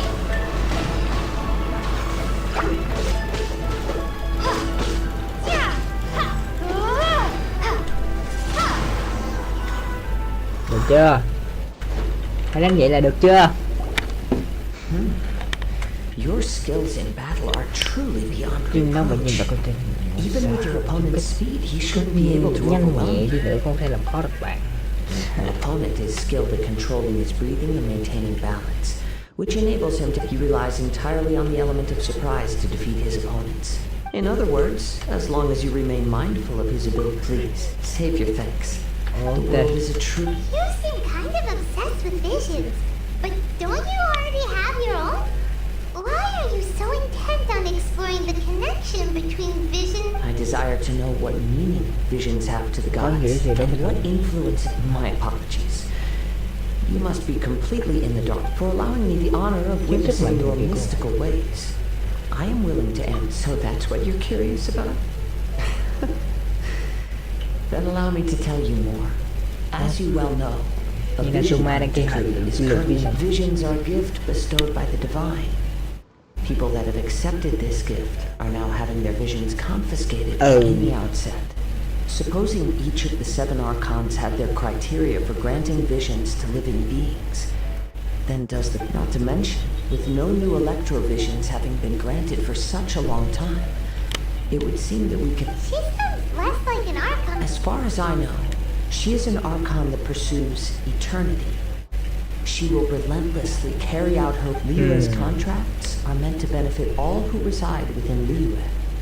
But what does Inazuma's pursuit of eternity bring to its people? It goes without saying that the people locked within Inazuma do not fare well. Sounds a lot like something the god you encountered in the beginning would do. Oh? Have you encountered the Electro Archon before? With time, we will change. But the Shogun will remain the same. If you wish to find her, she will forever be there. There will come a day when I too shall wish to understand the end. The time for your match is... Oh, right! If you have no other matters to attend to, then we can very well. Let's go. Ok.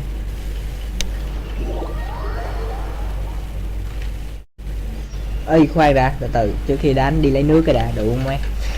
Nãy giờ nói chuyện khô hết nè.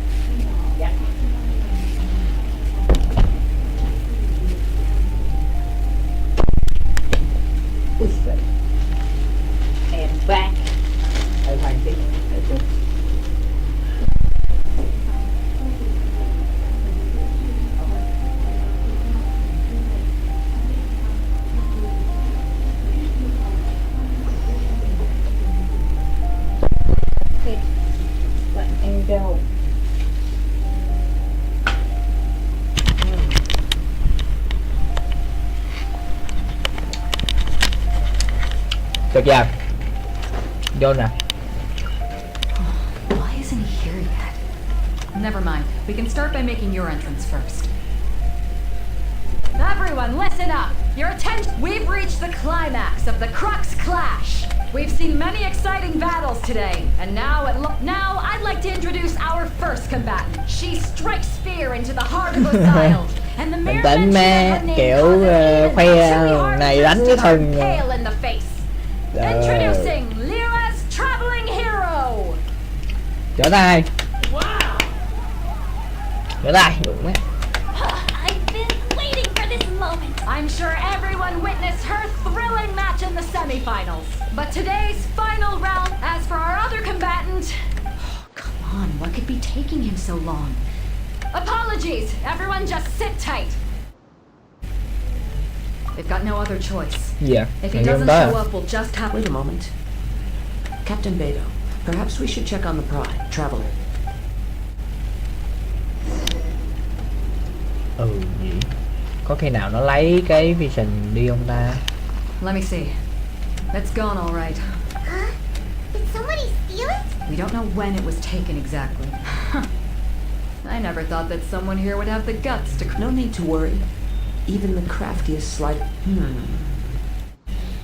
The vision was the prize that I had offered, and it was my responsibility to look after it. Well, if you insist, I'll stay here and try to offer some... If you would, please come with me. But we're on an island. Come with me. I can... Ừ. Đây là đảo mà. Đủ. Nó biết bay rồi. A wind current. The winds have come at an opportune moment. Let's Có ba cái thùng ở dưới kìa, má nghi quá. Nghi chắc chắn là ride the dưới ba winds cái thùng nó sẽ có cái gì From đó. there we can continue our search for clues.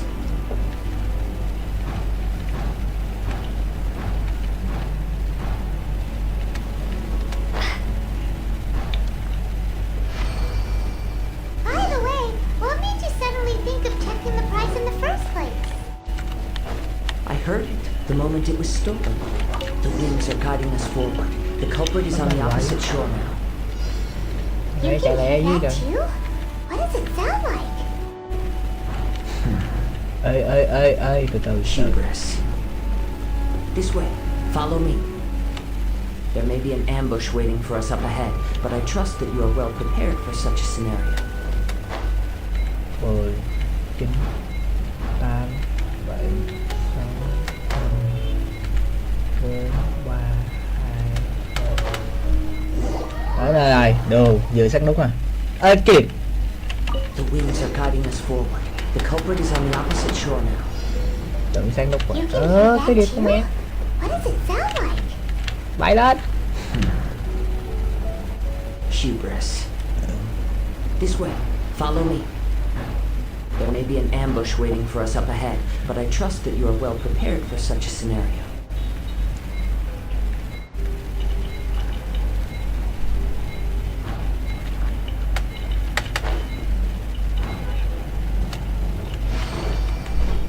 They're here! Get them! Treasure hoarders. Ủa sao mình quay về cái nguyên tố phong rồi? In which case, please stand Để back. nghĩ nè.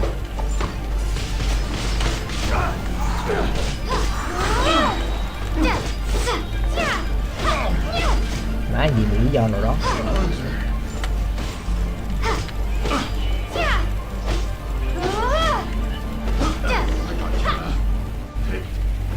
Trò chuyện với đại bảo đoàn chọn vision.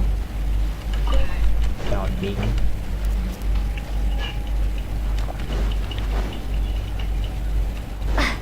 Thôi em chạy đi mà còn đứng đó gì đấy. You caught up with me? How is that possible? I had even prepared a boat to ensure a quick getaway, and still you... No boat could ever match the speed of the wind. The wind? What are you talking about? Oh, drat! If I only had a vision! Or, if I could activate this one, then... This has nothing to do with visions. You may be skilled at vanishing from... Additionally, you're chosen as... In other words, you failed to meet any of the basic You... But most disappointing, Ôi lộn ơi. it appears that the vision doesn't... Đừng nói nữa. Fine! I've had my eyes on... So you were supposed to be. I'd intended to win. After watching the semifinals, I knew that I didn't stand a Nó tự nhiên chance. không có họ. But I wasn't about to give up on the vision so easily after coming all this way. Since there was no use in trying to face you in the match, I decided to put my skills to good use while everyone's I was convinced I prepared thoroughly for my escape. Dạo đây đó From nhỉ. all I went through to get it, I know an empty fine. But you'd better mean it. You know, according to the laws of the sea, the penalty for stealing is breaking. Huh? You're not... Not to mention that the item you stole was a prop. It seems that it would be only... Wow, wow, weird. I never would have get if Đưa the mẹ talking gets me, then forget. Đó vậy đi, rồi má nói nhiều quá. Nó cầm cái cung mà má làm hết hồn nào.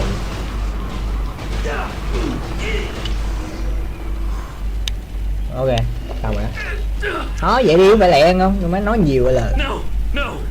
Do what you want, but please. He has persevered. Put down the vision and leave. Huh? What's wrong? Are you out? It's up to you. Such willingness is commendable. No, no. No need for that. Thank you for releasing me. Đúng rồi đó, đó vậy đi. Trời ơi. I take no pleasure in frightening Chỉ là others. cái trình. Cái này I'm trong just tay hắn testing chỉ all muốn thử possible được một when khả năng people thôi. are forced into Người a bé đến corner. đường cùng bộc phát That sức is when mạnh their mạnh mẽ. Tôi tưởng là câu hỏi kiếm phi trình chính xác nhưng đáng tiếc không có diễn ra. Nothing. Yes. I wanted to know Các khả năng whether, đánh thức from hay the không. moment he stole the vision, I decided I've tried many other methods, though few tales tell of a Biết trình vũ masterless trụ nó sáng trở vision lại. being awake after seeing Ủa mà you làm sao and với vi trình? overcome. Chuyện nào khi nào Why mình don't được you give chọn it a á? try? Chuyện nào kiểu vi trình mình I see. kiểu No matter. vì bạn xứng đáng á. Đúng rồi má, vì bạn xứng đáng á. Cho nên nghĩ là chắc chuyện của nó phát sáng này chứ dọn tới bước đường cùng của vi trình cũng không phát He sáng được was không? once a good friend of mine. One day he asked me about a sword art of which he had heard, the Musono Hitotachi. I told him it can only be witnessed when divine punishment is administered. It is the pinnacle of the Raiden Shogun's skill, a symbol of Biểu ultimate tượng mạnh mẽ power. nhất, trọn bác chị đẹp. But he replied, There there must be one who can withstand it. There will always be those who dare to brave the lightning's glow. No. Then, the Vision Hunt decree arrived. People's aspirations were stripped away as the Raiden Shogun began to construct her ideal of eternity. While I was fleeing from place to place, I heard that my friend had challenged the Vision Hunters to a duel before the throne. A solemn yet brutal challenge. Rồi. The defeated faced divine punishment, while the victors gained a second chance. Thế là anh đơm luôn. Anh bị Perhaps đơm mới đúng. he of all people should make a stand. Coming face to face with the Musono Hitotachi was all that he truly desired, after all. When I arrived at Tenshikaku, the duel was over. I heard his sentence of divine punishment, his severed blade hitting the ground. No. Perhaps that was the glory he had yearned to witness. In his last moments, Ồ, đó là vi trình của anh á. before I knew it, I had stepped forward and snatched the dying vision and was running from the scene. All I knew was that I mustn't let his hope, which burned so brightly, become buried among the ice-cold statue of a god. Má nói cho kìa. Perhaps one day I may come to find that as a wandering samurai, I find meaning in traveling. Kazuha! All right then, it's time we returned. Allow me to gather the wind.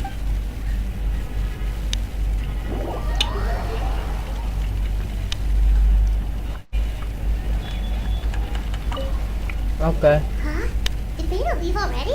If you're looking for the captain, she was. It seems that the Crux clash got out of hand this time and has attracted her attention. Vượt quá.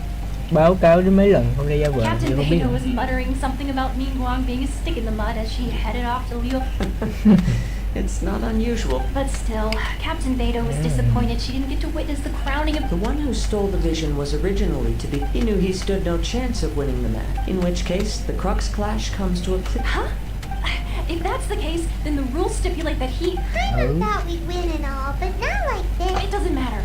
As the saying goes, honor given is honor deserved. Yes. Okay, but the đến voyage to ba rồi. Inazuma is a treachery. In fact, the relentless rain and wind. Hold on a second. Let Đi us gặp not forget that this is đi one gặp of the Diệp á. archives. Suffice it to say that if you wished, in the meantime, I intend to embark. Paimon believes you. Thank you. May both our one final word of warning. Sắm xét vô tình. Ok, rồi. Let's go. Đủ mà let's go.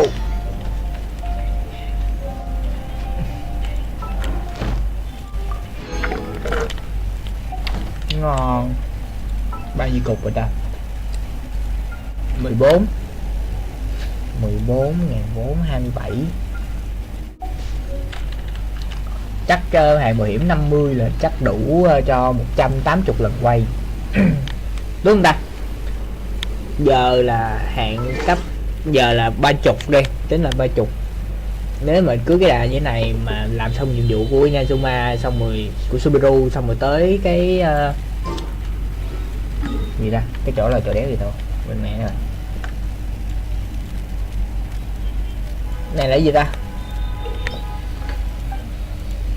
Chỗ này là hotel thì chắc nghĩ chắc cũng được cỡ tầm 180 lần quay. Vì thì ít nhất là mình sẽ có được 2 con 5 sao hoặc hơn. Đây má chắc là cũng là một quá trình khá là gọi là gian nan. Nhưng mà chắc cũng cỡ tầm tháng 2 tháng thôi là được. Nếu như mà chịu khó like một tuần like cỡ 2 lần thì chắc cỡ tầm tháng 2 tháng là ngày chúng ta sẽ có 180 lần quay. Hello. Ad Astra Abyssosque. What can I do for you? Inazuma. Yes. I've heard now that I think about it. It's been quite... There Hello. you are. You're the traveler that Beidou will be taking to Inazuma, right? The fleet is nearly completed reprovision. Okay. Once the Captain Beidou sent me to come get you. Okay. Of course. There are many things that the captain... So you'll be heading off then? Whether the journey before you leads to the heights of the heavens, until we meet again. Ad Astra Abyssosque. Oh, it's kind of hard to say goodbye now. Nếu đến ngày thì đáng tìm tôi nhanh nhé. Tôi sẽ đợi mọi người ở đảo Inazuma. I'll be awaiting you on. So there's another pirate in Inazuma? Well, I guess it's time for you to bid farewell. Okay, Just following orders. Ok. Mình tới Inazuma. Khoan xí từ từ. Nếu mà tới Inazuma mà hiện tại giờ nó đang có cái sự kiện này mà phải tới cái chỗ hotel, chắc là mình sẽ tới Inazuma xong mình sẽ qua mình làm cái sự kiện của thằng, mình sẽ khám phá cái chỗ hotel. Nó đọc cái gì, nó đọc là hotel à? Tôi không biết nữa, chắc đọc là hotel á.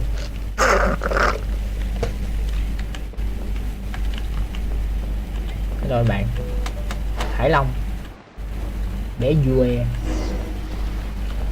đi chị đã đâu rồi, đi gì ơi? You finally made all these years come rain or storm. The Crux fleet has... Don't look too serious. Rồi đi thôi.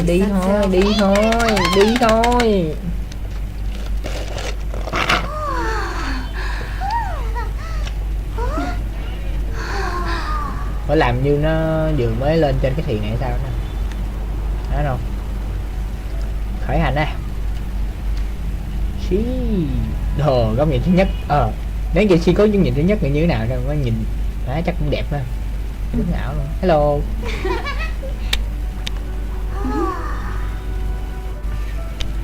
Má chị Đại.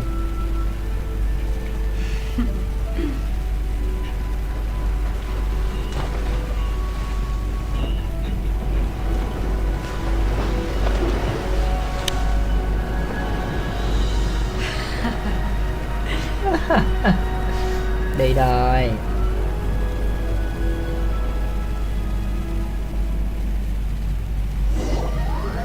Xuyên qua dông bão và biển Inazuma, ngôi sao chết chóc cuối cùng cũng đã cập bến.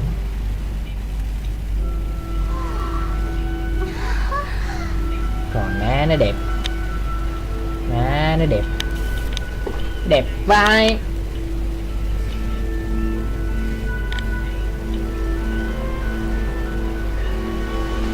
Nó đẹp quá trời.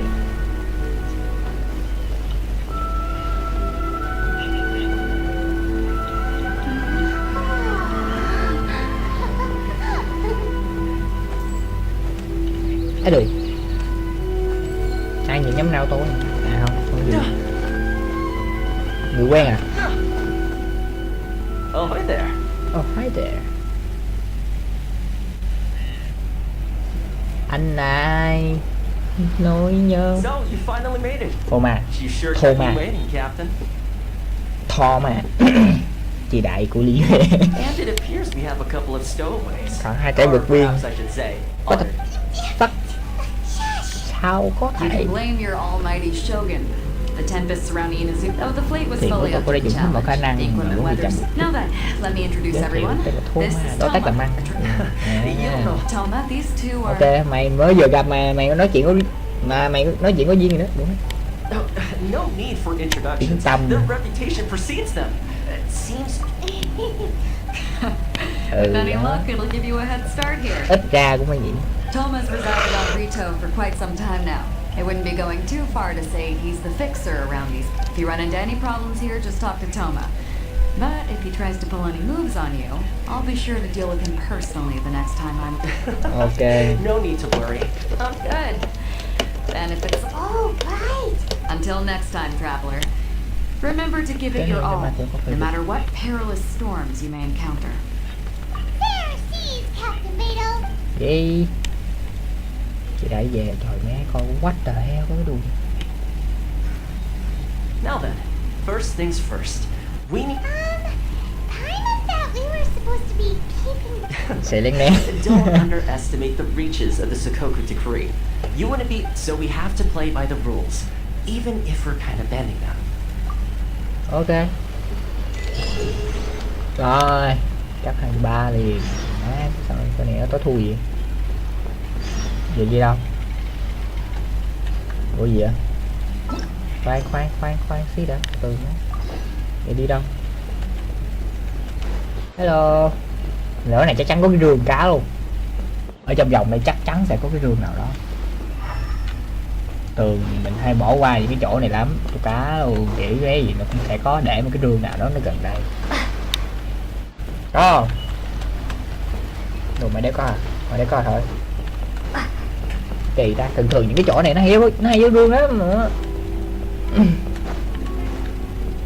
Lúc nào nhìn thấy cái chỗ nào đáng nghi mình cũng kiểu cảnh giác và lờ. Nó giấu rương nào đó. Kageyama.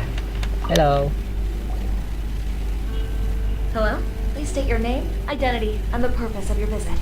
You must be new here. Những người mặt mới đây. Excuse me? Please provide the information requested and also to clear any goods you were Chúng carrying. tôi thấy kinh doanh rượu ở khách sạn. Oh, well, I'm sorry. We cannot approve. My apologies. Here are the entry papers for your company. What? Take your time.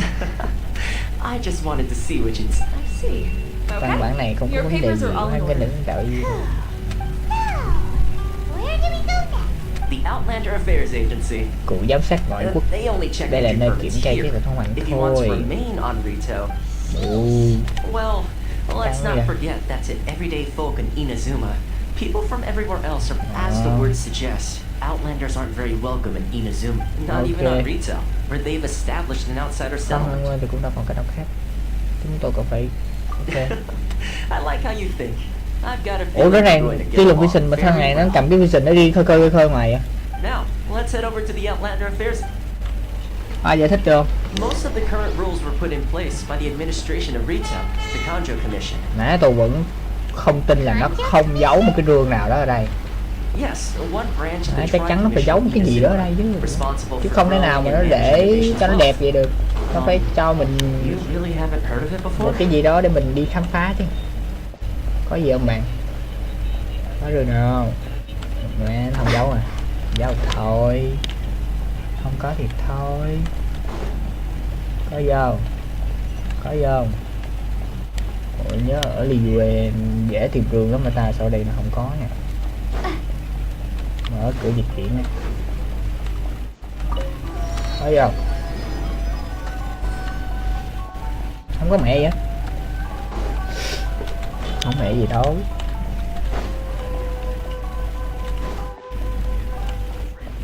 Ủa? À bên đây à. Chi ba.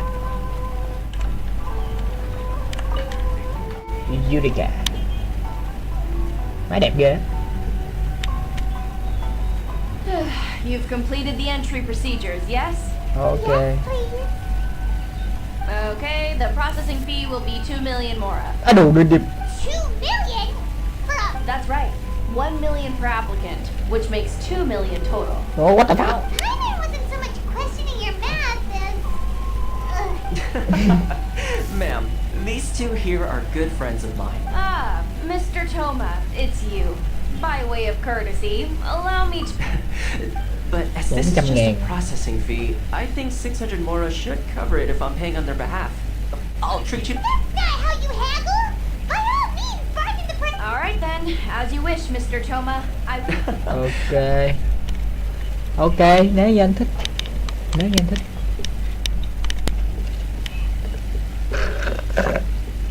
Cùng giám sát ngoại quốc. Ok. Rồi. She went from 2 million down to 600? Tư duy tiền bạc của Nguyễn sẽ mà sẽ Seriously, wrong with people sense of finance around here! It's not as mind-boggling as you think. The way some here at the agency see it, the fees are easy money. So it becomes a question of how much they can make. So when the day comes that some poor merchant from overseas with more money than sense... Then they'll milk them for all their fur! Exactly. It's at times like this that having a local friend really comes in handy. Yes, but when you're an outlander in Inazuma, far from home in this close neighborhood, the most that overseas merchants can do to look after themselves, that's how the International Trade is... So it's a trade association? Yep. And as well as advancing commercial interests. The association, essentially, it's an association devoted to both commercial excellence. Sounds like just staying alive, isn't it, Chief? I see. So this is the real purpose of your trip. Yes, given that after all, the Raja Shogun is the most exalted and revered one in all of Inazuma. I was going to say nothing is set in stone when it comes to who you'll encounter in this world. Who's to say you won't happen to run into... And... Okay, I'll give it to you straight. I know of a way to get... I mean, it will take all the resources I have and connections come at a high price. You want... No. In fact, there's no real cost as such. It's just that if this is something I like to do things in a way that keeps everybody... Sounds very reasonable to Paimon. You're the... Why do I get the feeling you're making me... Here's the situation. As I touched upon earlier, the members of the International Trade Association, recently things seem to have gotten more difficult than ever. The head of the association is called Carisio, and he's a good friend of mine. Ok, giờ mình phải đi giúp cái hội đó. Hội tìm hiểu và tìm ai? Vòng vòng đây nè. À đây. Hello. Hello there. You must be seeking refuge with the International Trade Association. The Outlander. Ah, good. That's a relief. Cố gắng đợi đến đây cái tiện. We heard the association has been having some difficulties. Yes. Left, right, and center. Obstacles at it. The Sakoku decree. Tới đây đã khó khăn rồi, sao mấy người đó cũng tới đây? Đi thuyền tới đây đã khó khăn rồi, sao muốn ra đây để giao thương? But it's not the root cause of our woes. The Sakoku hạn chế vi phạm hoạt động luôn, uy hiếp thương dân ngoại quốc. Those Mora grubbers from the Conjo Commission. Of the 3 commissions, that's the one. That's right.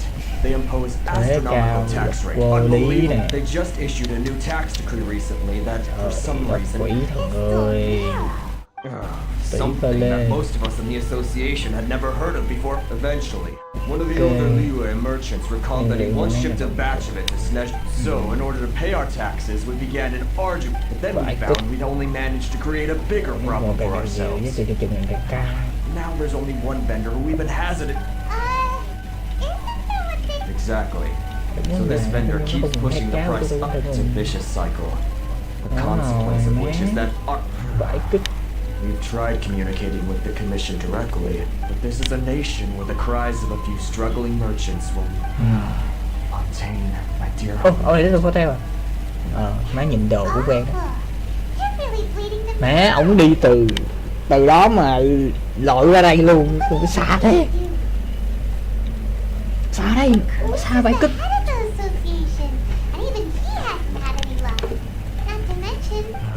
Right. Besides, I think this may well be the fate they will.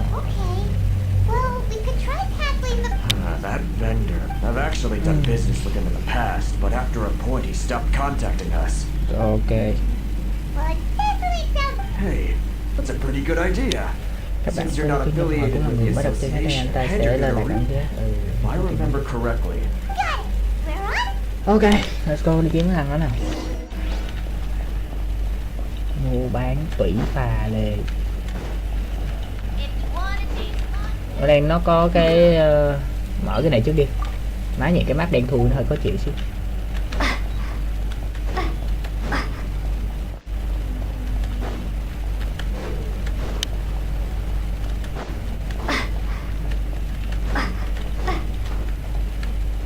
Sẵn tiện đổi đội hình luôn.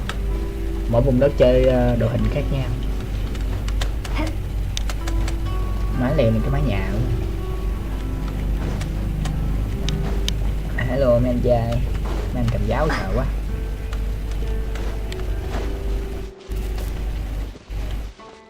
Ủa? Rồi sao leo lên trển?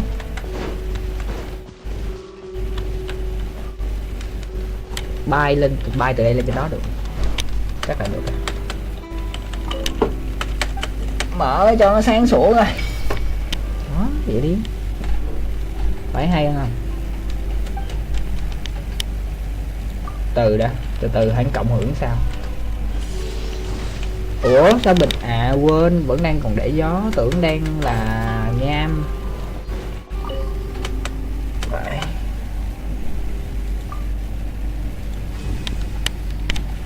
Ok. Chiêu là gì vậy? Từ đó má coi chiêu ra. Ok, lôi kiếm đánh thường để sao, chi bậc 2, tương bậc 1. Chém 3 đường lôi trong chớp nhoáng gây sát thương, đồng thời đánh trúng kẻ địch để lại. Huyết ngọc dậy sóng. Huyết ngọc dậy sóng là cái mùi gì vậy? Huyết ngọc dậy sóng khi nhân vật đến gần sát thủ thì mới sống dần hiệu quả, hồi năng lượng, duy trì, tăng hiệu suất đặt nguyên tố. Ok. Ban đầu sẽ sinh ra tối đa 2 huyết ngọc dậy sóng. Khi di chuyển kỹ năng sẽ xóa bỏ cái huyết ngọc dậy sóng của bản thân. Này là gì? Kêu gọi sự bảo vệ của sấm sét, đánh lui kẻ địch xung quanh để sát thương nguyên tố. Ok. Khi tấn công thường và trọng kích của nhân vật đánh chúng sẽ chịu hội sấm sét gây sát thương. Paimon nghiên cứu về ánh sáng xuyên qua những cái mây. Cái đó không liên quan lắm. Thời gian kéo dài 12 giây, hồi chiêu là 20. Mình sẽ có một cái đội hình như thế nào đây? Mình sẽ lấy Barbara này. Xin chào, đổi Lisa thì mình sẽ có 2 cái. Mình sẽ phải lấy một con nguyên tố hệ thảo. Đâu rồi? Đây. Mình phải có clue gì? Clue này đọc sao? Nói chung là mình phải có được con này. Phải có được con này thì hơi tình hình hơi gian nan xíu, mình cũng hơi bị đuối. Má rồi làm sao lên trên trển ta đủ. Thiệt á, má làm sao lên trên trển vậy? Có ai có cao kiến gì không? Chỗ này nhìn cũng có thể leo được. Từ nha. Đây. Cái này leo được đúng không? Đây, chỗ này leo được. Khoan từ đã. Sao cái chỗ đó lùn bây giờ có con nào thấp không?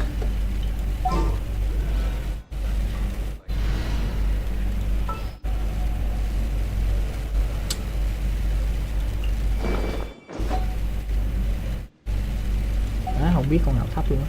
Con nào thấp không? Con này thấp hơn chút. Không được. Ủa làm sao lên chợ chỉnh ta? Phải có cách chứ. Chỗ này khả năng cao là nó leo được mà.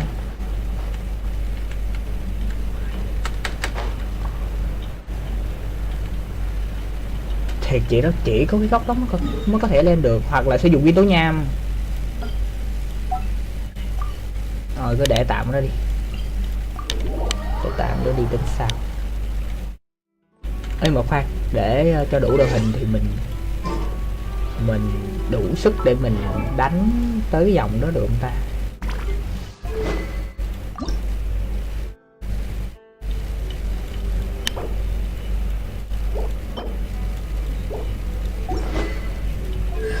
Khoan từ từ đã.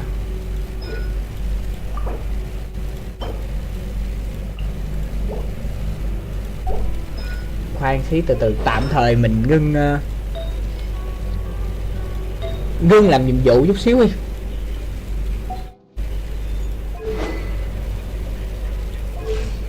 Để xem coi mình đầy đủ đội hình đi, xong rồi mình làm nhiệm vụ tiếp.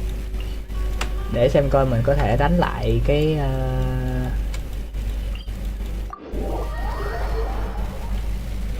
giờ nó kêu là sao, từ từ để lấy được cái này mình phải qua được tầng 4/3 lận hả?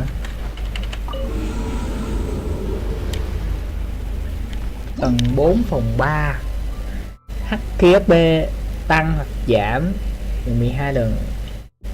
Thi triển sóng xung kích. Ok. Tăng sát thương vì tố lôi nè. Điện cảm tăng 100 nè. Sát thương vì tố lôi, ok. Tố lôi, điện cảm. Ok.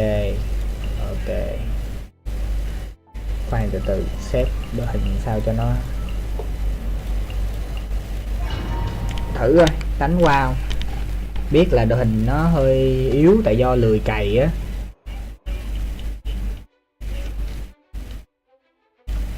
Lười cày vậy nên đội hình nó hơi yếu. Để livestream toàn đi cốt truyện mà chứ không có. Chắc là qua được. Đúng rồi.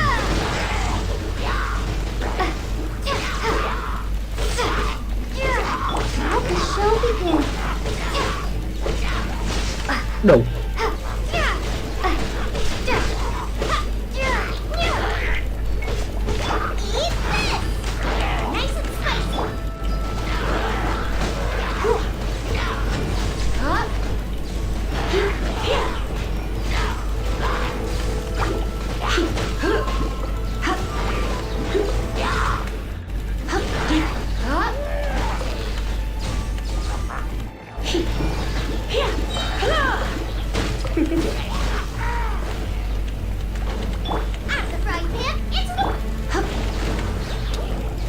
Cái con này khó chịu lắm luôn.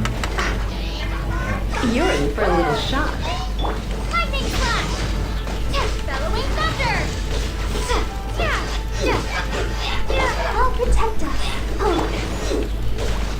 Thôi thôi đừng có đóng ăn được.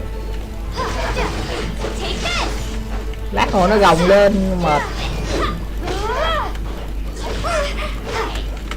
Mẹ, tao đã không đánh mày thôi nha.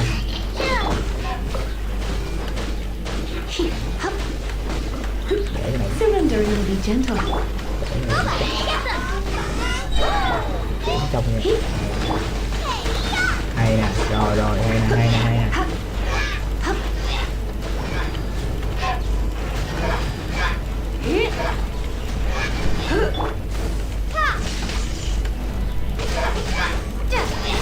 Hay. Được. Đánh được nha. Trên cơ bản là đánh được nè. Sát thương sẽ dùng trùng kích, sát thương sẽ nhận nguyên tố. Chắc chắn là của nguyên tố rồi. Bảo vệ nguyên vẹn mục tiêu.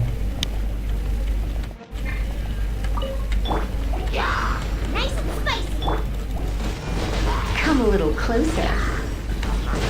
Chết hết rồi. Ồ má cái đéo gì.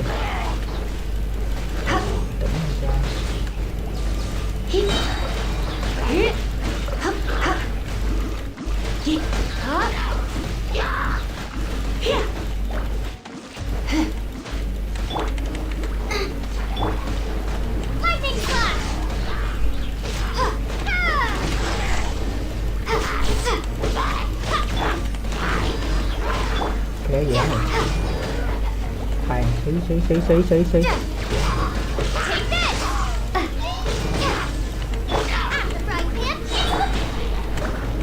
Try not to enjoy this.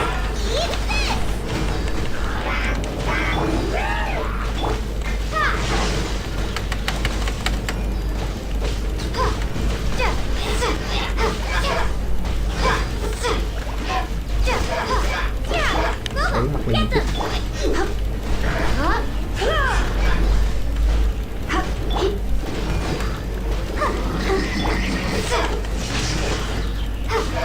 Tưởng mặt liền chết. Ôi mấy con bóng. Nhầm. Mấy cái này.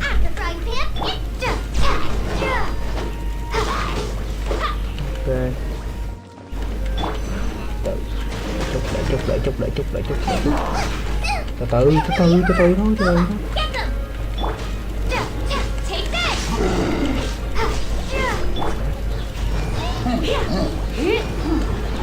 Let the show begin.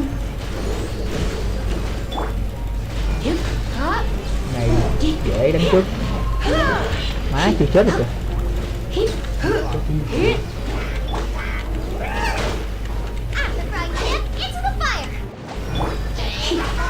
You're in for a little shock.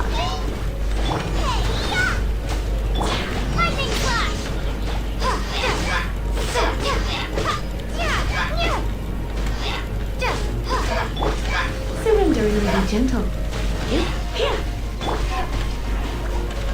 I'll protect us. Take this. Hay. Tầng mấy rồi ta? Thêm một tầng nữa. Đánh thêm một tầng nữa. Là cái trên liều không? Trên liều đi, sợ đéo gì. Có Barbara mà sợ đéo gì. Khiêu chiến. Ok. Ra đây. Ê, khoan đập này trước. Don't be such a brute. Bellowing thunder. Lightning flash. Đấy là nó.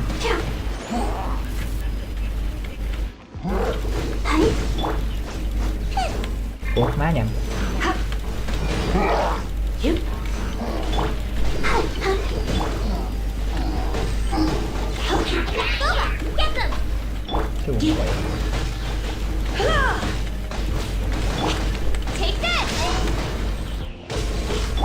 Đấy là quậy. Đó. Sĩ còn cứ Come a little closer. tôi chét mấy cái kiểu cái bong bóng lại.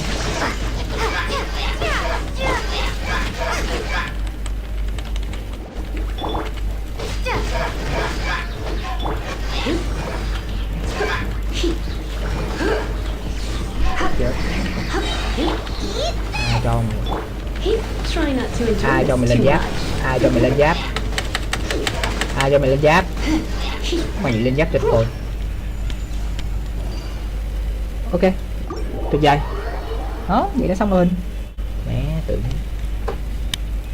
lại thân tiện có tí nguyên thạch luôn. 200.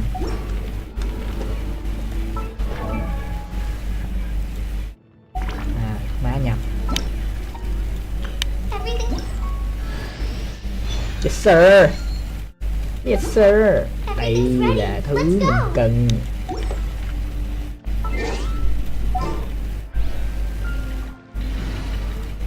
Tạm biệt đi xa nha. Ok, đội hình mới.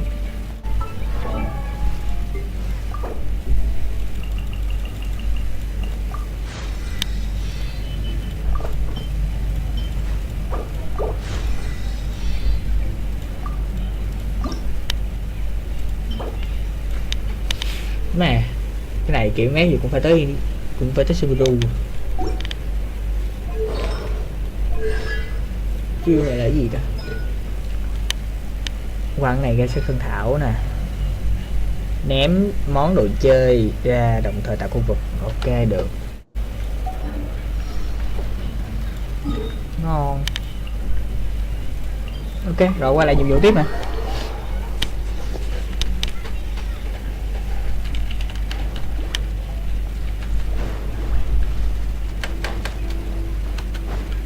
Nhìn ra Naruto.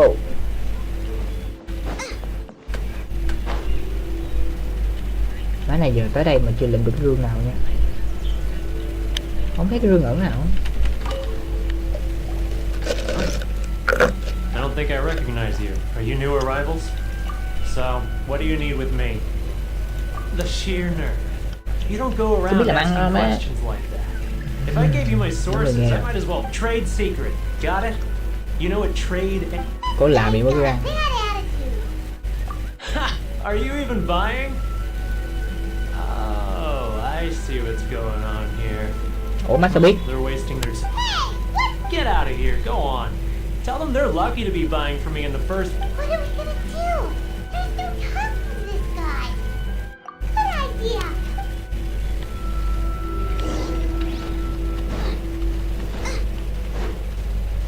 Má nãy quên mất con kia ông nói cái gì rồi. Kệ mẹ đi, về báo cho Thomas biết. Anh Thomas ơi, em gặp xíu khó khăn anh ơi.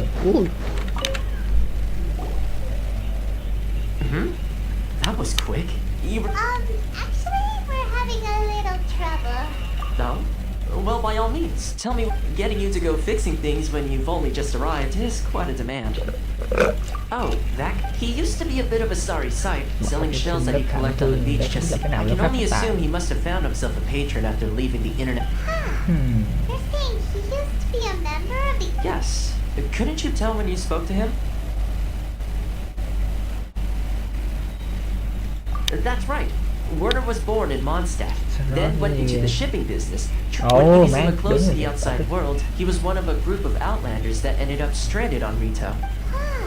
The International Trade Association was initially very generous to him, but over time, with the Korea... So he left the association and turned his back on them. I'm sure it's more nuanced than that.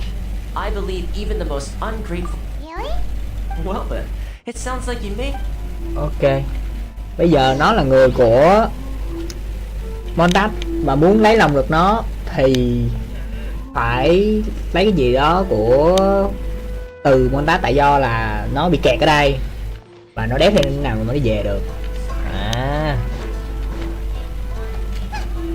Cái này rất là quen, cái này giống y chang như cái vụ mà ở bên Liyue luôn, cũng có một ông kiểu mình muốn lấy lòng được người ta thì phải cho cái gì đó.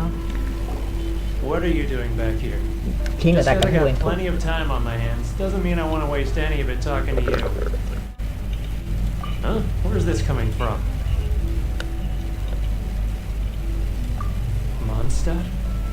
You were talking about... Đúng. Đúng rồi đó. Mondstadt à?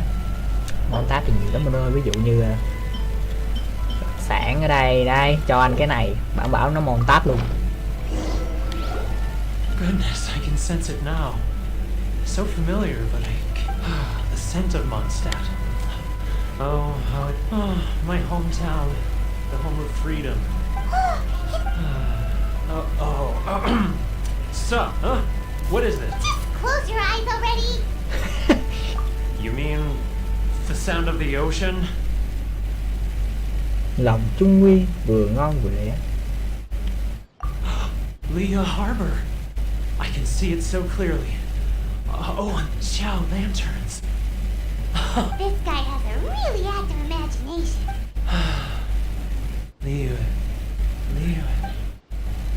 Liyue thì có hai loại hoa khá là phổ biến, đó là kết hợp lưu ly và thanh tâm.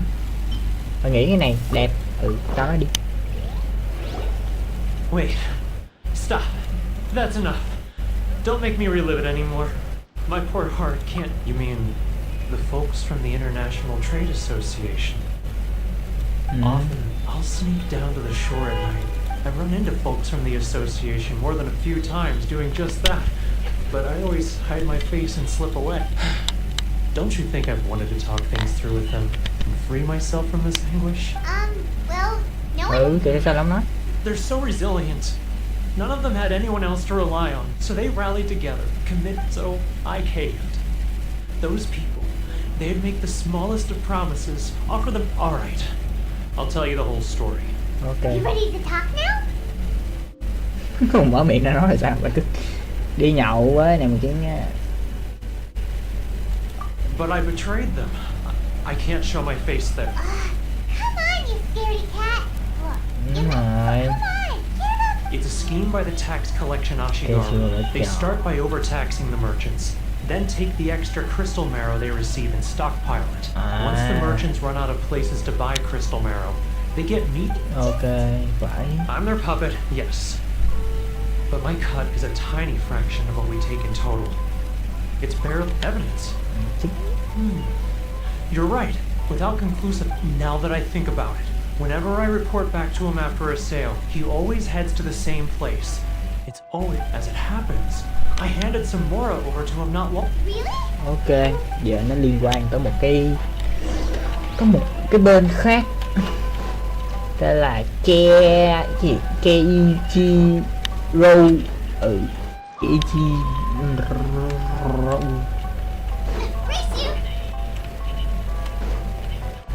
Ok. Làng cha này nha. À. Tụi bay nó nhỏ thôi đùa. Được. Đi theo dõi ta rồi nó lớn. Ok, sẽ đi theo dõi. Ê, tại sao lại đi bộ đi? I can see you. Who are you? Why are you following me? Đâu nữa, đi ngang đụng luôn mà anh trai. Được, sao để di chuyển được? Ủa má sinh viên không di chuyển được. Phải liệu. Nhiên đuổi cho người đó. Ok, đi thôi. Đi từ từ thôi. Đi.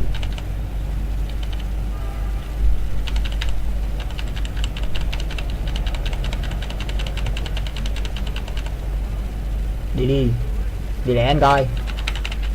Để thế nào mà chạy đi con.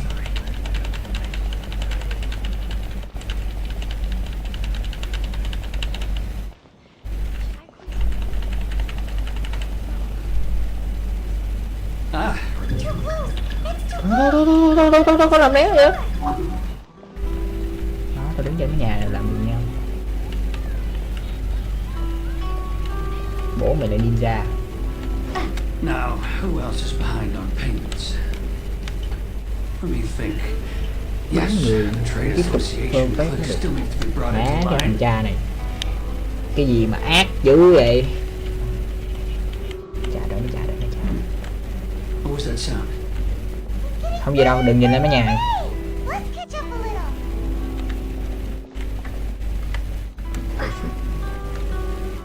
Ngồi xuống.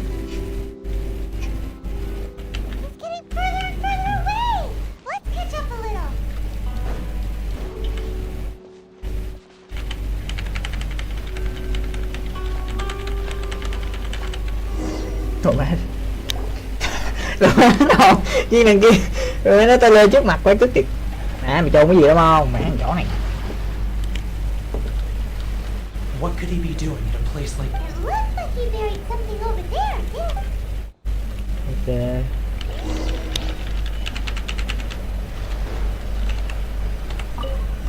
Đào lên đây.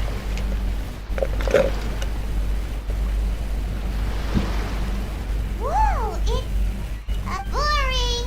Paimon thought he'd hidden a big pile of Mora here. Let me take a look here. Ah, yes! This is what we're looking for. Great! Đủ. Well, now we have a... I'll... Huh? You... I need a little more time. Huh. Ok.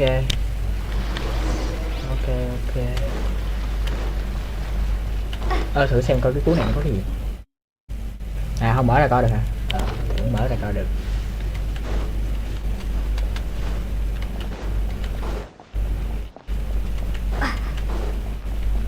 Rồi, chết bà mày rồi. But we really don't have anything left. If this keeps up... You know the decree.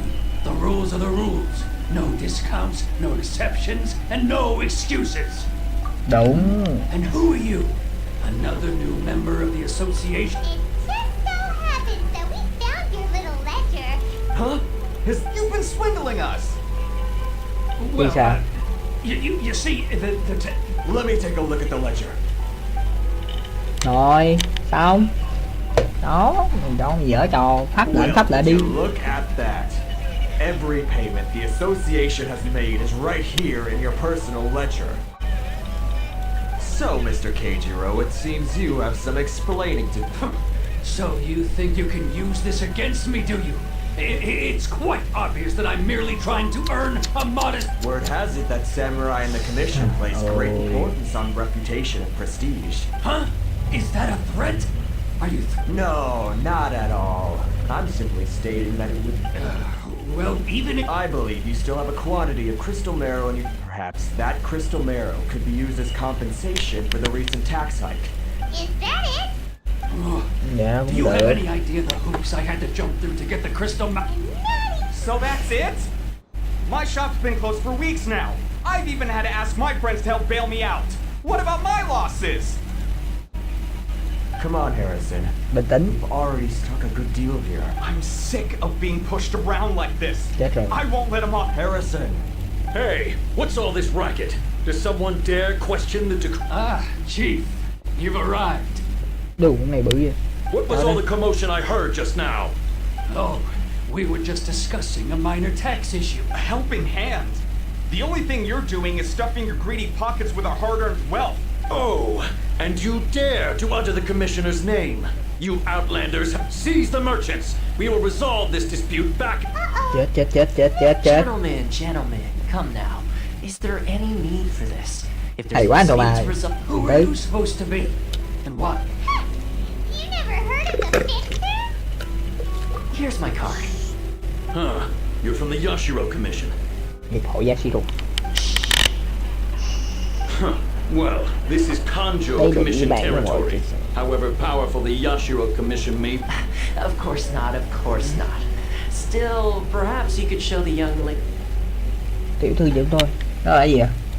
Of our clan, so you wouldn't want your name showing up in a petition to the Shogun, would you? That fan, the Shirasagi Himegimi. I don't need any trouble with her. But... Ghê vậy? Thằng này dữ vậy? Let's get dinner one day soon, gentlemen. No response, huh? I suppose that bridge is well and truly burned then. Thank you so much, Toma.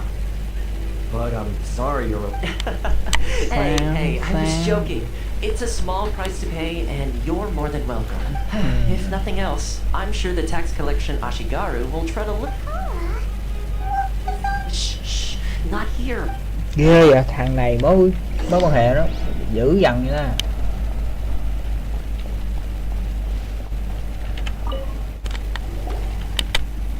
Corruption seems rife in the Kanjo Commission. All right. Time for me to answer your questions. What would you like to know? Straight to the point. Let me reintroduce myself. Okay. I belong to the Kamisato clan of the Yashiro Commission on Narukami Island. I'm an attendant of the Shirasagi Himegimi. Đủ. Shirasagi Himegimi. You've been keeping your true identity. So, the Yashiro. Guessing that's another bridge to the track. Correct. The Kamisato clan is the head of the Yashiro Commission, who manage ceremonial and culture. I'm just someone who was fortunate enough to be taken in by the Kamisato clan. Seems like she must be super famous in Inazuma, given the reaction of those guys just now. Oh, most definitely. She's graceful, dignified, and kind-hearted too. The people of Inazuma quite adore Miss Kamisato. Her fame even somewhat eclipses that of her older brother, Kamisato Ayato, despite the fact that he's the current head of the clan. I suppose those who treat others with compassion earn themselves the same treatment in return. Miss Kamisato's situation certainly seems to attest to that. Take me, for example. I'm just an attendant, and yet she treats me... You're asking the right questions. And to be honest, firstly, know Số that mô tô being điện a sẽ không fixer thể is nào not ngụy something trang you được, can cho nên fake. tôi phải I spent the better tốn một part of tháng a trời month đi khắp trên tirelessly đảo building luôn up a mối quan hệ con network đường of để chép relationships với on chị the đạo bên island. đồ. Still pretty good going for just a month's work. Well, maybe I have a slight knack. Inazuma may have closed off to the outside world, but that hasn't stopped a lot of people from hearing about. So, when Miss Kamisato heard of your intention to come to Inazuma, she began looking forward to your arrival with great anticipation. That is, that you have what it takes to change the tide of the times. Change the tide of... In the test I gave you earlier, although there were a few hiccups at the end, navigating powerful people, using their character flaws, with your help, even the Vision Hunt decree. Tôi không nói là sẽ không giúp. Tôi không có nói là sẽ giúp bạn. Cái này sẽ là người muốn là mục tiêu của tôi chỉ là muốn gặp. Yes, of course. I completely understand and... Toma sure did... Well, my work on Rito is done. Oh, one more thing. This invitation letter is for you. Narukami rồi. You can find it in Komori. Good luck with everything. Ok. Thế là mình đã xong nhiệm vụ ở cái đảo. Đảo gì con tiêu rồi? Cái đảo này là cái đảo gì? Mình vẽ này. Huh? What's up? Oh, right. Wait, so did Toma forget that too? Oh, darn it! Nope. Soon as we get off Riku Prime, I'm going straight to Komori Tea House to settle the score. Well, guess we should give it a try. Đúng rồi nha. Giờ sao ra? Mặc dù trên lý thuyết thì mình có thể đi bộ được, nhưng mà theo cốt truyện thì người sao đi ra? Đó không? Giờ làm gì? Thử rời khỏi đảo. Chửi gì mà chửi rồi. Nè, bị chửi nè. Stop there. Present your travel permit. Sorry, but we really gotta get to Narukami Island. If you don't have a travel permit, this is as far as you'll get. Those are the rules. Traveler, you gotta think of something. How do we get out of Rito?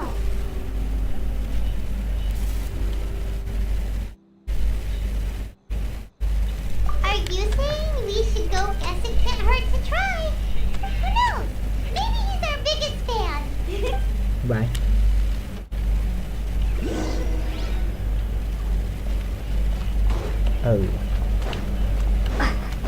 Giờ phải hỏi sao để rời khỏi cái đảo này luật lệ nghiêm khắc. Bây giờ mặc dù mình có thể đi bộ ra được khỏi cái đảo nhưng mà cốt truyện bảo đéo. Halt! This is the Kanjo Commissioner's office. No trespassers. Ủa vậy? Nãy tôi vô được mà sao giờ không đéo vô được? The Kanjo Commissioner seldom entertains outlanders. Leave now or we'll be forced... Ah, wait. Hello. Oh, Commissioner! Đâu, xếp. No need to give them... Hay quá trời quả đất. My sincere apologies. Lách qua một bên, anh lách qua một bên để cho tụi tôi đi vô.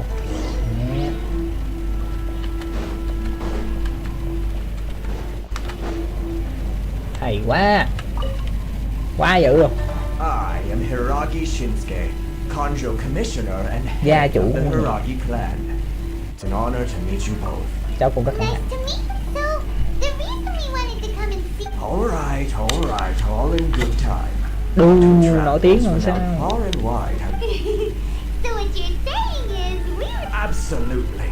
How Đánh many bại other people in the world Phong Ma have Long what it takes trấn to áp knock the wind out of Storm ma thần Terrace lốc xoáy.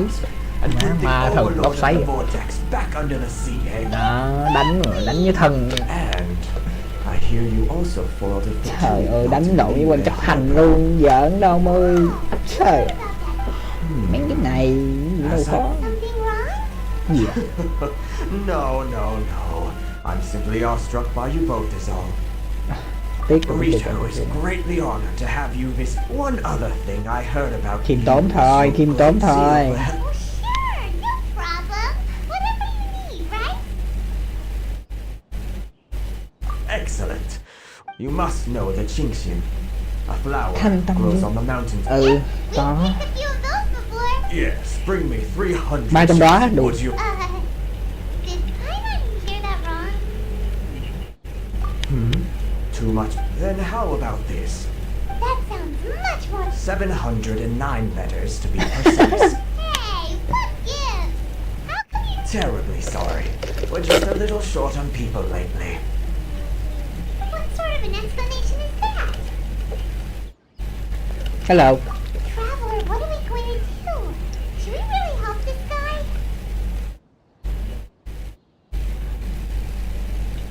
That's the spirit. Don't keep me waiting too. Ok. You're seriously considering taking this job? The terms are ridiculous.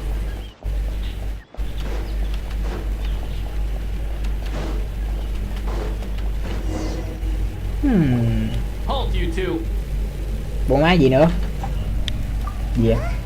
Miss Hiragi has a letter for you. À, đồ má She hết says hồn. if you Để read it tưởng immediately. kiếm chuyện chứ. Thư viết là thứ lỗi cho sự đường đột này. Hy vọng sẽ không làm phiền đến các bạn. Đây là lần đầu tiên tôi viết thư cho người lạ đến từ phương xa. Nhưng tôi tin rằng lần gặp này sẽ không phải là do ngẫu nhiên. Bởi vậy, đêm nay trăng sáng, mong rằng sẽ có một cuộc hẹn với bạn. Không cần phải lo lắng việc chuyện gian thần hay lính canh làm khó. Tôi sẽ có cách điều họ đi. Hy vọng sẽ được gặp. Ký tên. Rồi, ký tên đâu? Viết thư để ký tên. Là sao? What the fuck? So this means he wants you to secretly meet her at night? You didn't seem surprised at all by this. What's going on?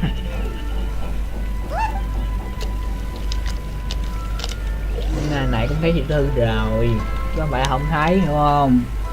Mẹ 10 giờ. Nó chắc off stream vậy. Nay tới 10 giờ thôi. Mệt quá. Mệt bỏ mượn. Mình đang dừng lại ở rồi má, đáng là chưa có làm cái nhiệm vụ ở cái núi tuyết nữa. Làm nhiệm vụ của cái núi tuyết cũng tốn mớ thời gian á. Tốn mớ thời gian nhưng mà được cái nó cũng có nguyên thạch. Thật sự là tôi rất là muốn tới ở như là ở đâu cũng muốn tới hết trơn á. Vừa Sumeru để lấy thêm nguyên liệu để nâng cái con kia, với lại cũng muốn chạy tới chỗ này, chỗ đéo gì nhỉ? Người mẹ nó cái tên này. À, Hotel để làm sự kiện. Mẹ, chắc cái này đi hơi dài. Chắc là này còn 13 ngày lận. 13 ngày cũng sợ làm không có kịp. 13 ngày nó sợ làm cũng không có kịp. Thôi má, chắc là đợt sau là mình sẽ làm nhiệm vụ ở làm nhiệm vụ ở chỗ này, làm nhiệm vụ ở hotel để làm sự kiện. Sau khi mà làm xong sự kiện rồi thì mình sẽ quay lại Zuma. Rồi, ok, đó chính là mục tiêu của đợt livestream tiếp theo. Và đợt livestream này thì nghỉ. Đây, bye bye mọi người. Cảm ơn mọi người đã xem phim của mình. Hy vọng là má có người không nhỉ? Nó có người con vậy? Có người con nè. Má tuyệt vời mà không ai bình luận hết trơn. Tạm biệt mọi người rất nhiều. Hẹn gặp mọi người ở lượt livestream tiếp theo. Ngày mai livestream là mai chắc like vẽ. Mai chắc like vẽ đi. Hôm nay thứ mấy nè? Hôm nay thứ hai, thứ ba là vẽ. Thứ tư Genshin. 2, 4, 6 là Genshin, 3, 5, 7. 3 năm là vẽ, 7 với chủ nhật là live Valorant. Ok, let's go. Hẹn gặp lại mọi người ở livestream buổi livestream tiếp theo. See you soon.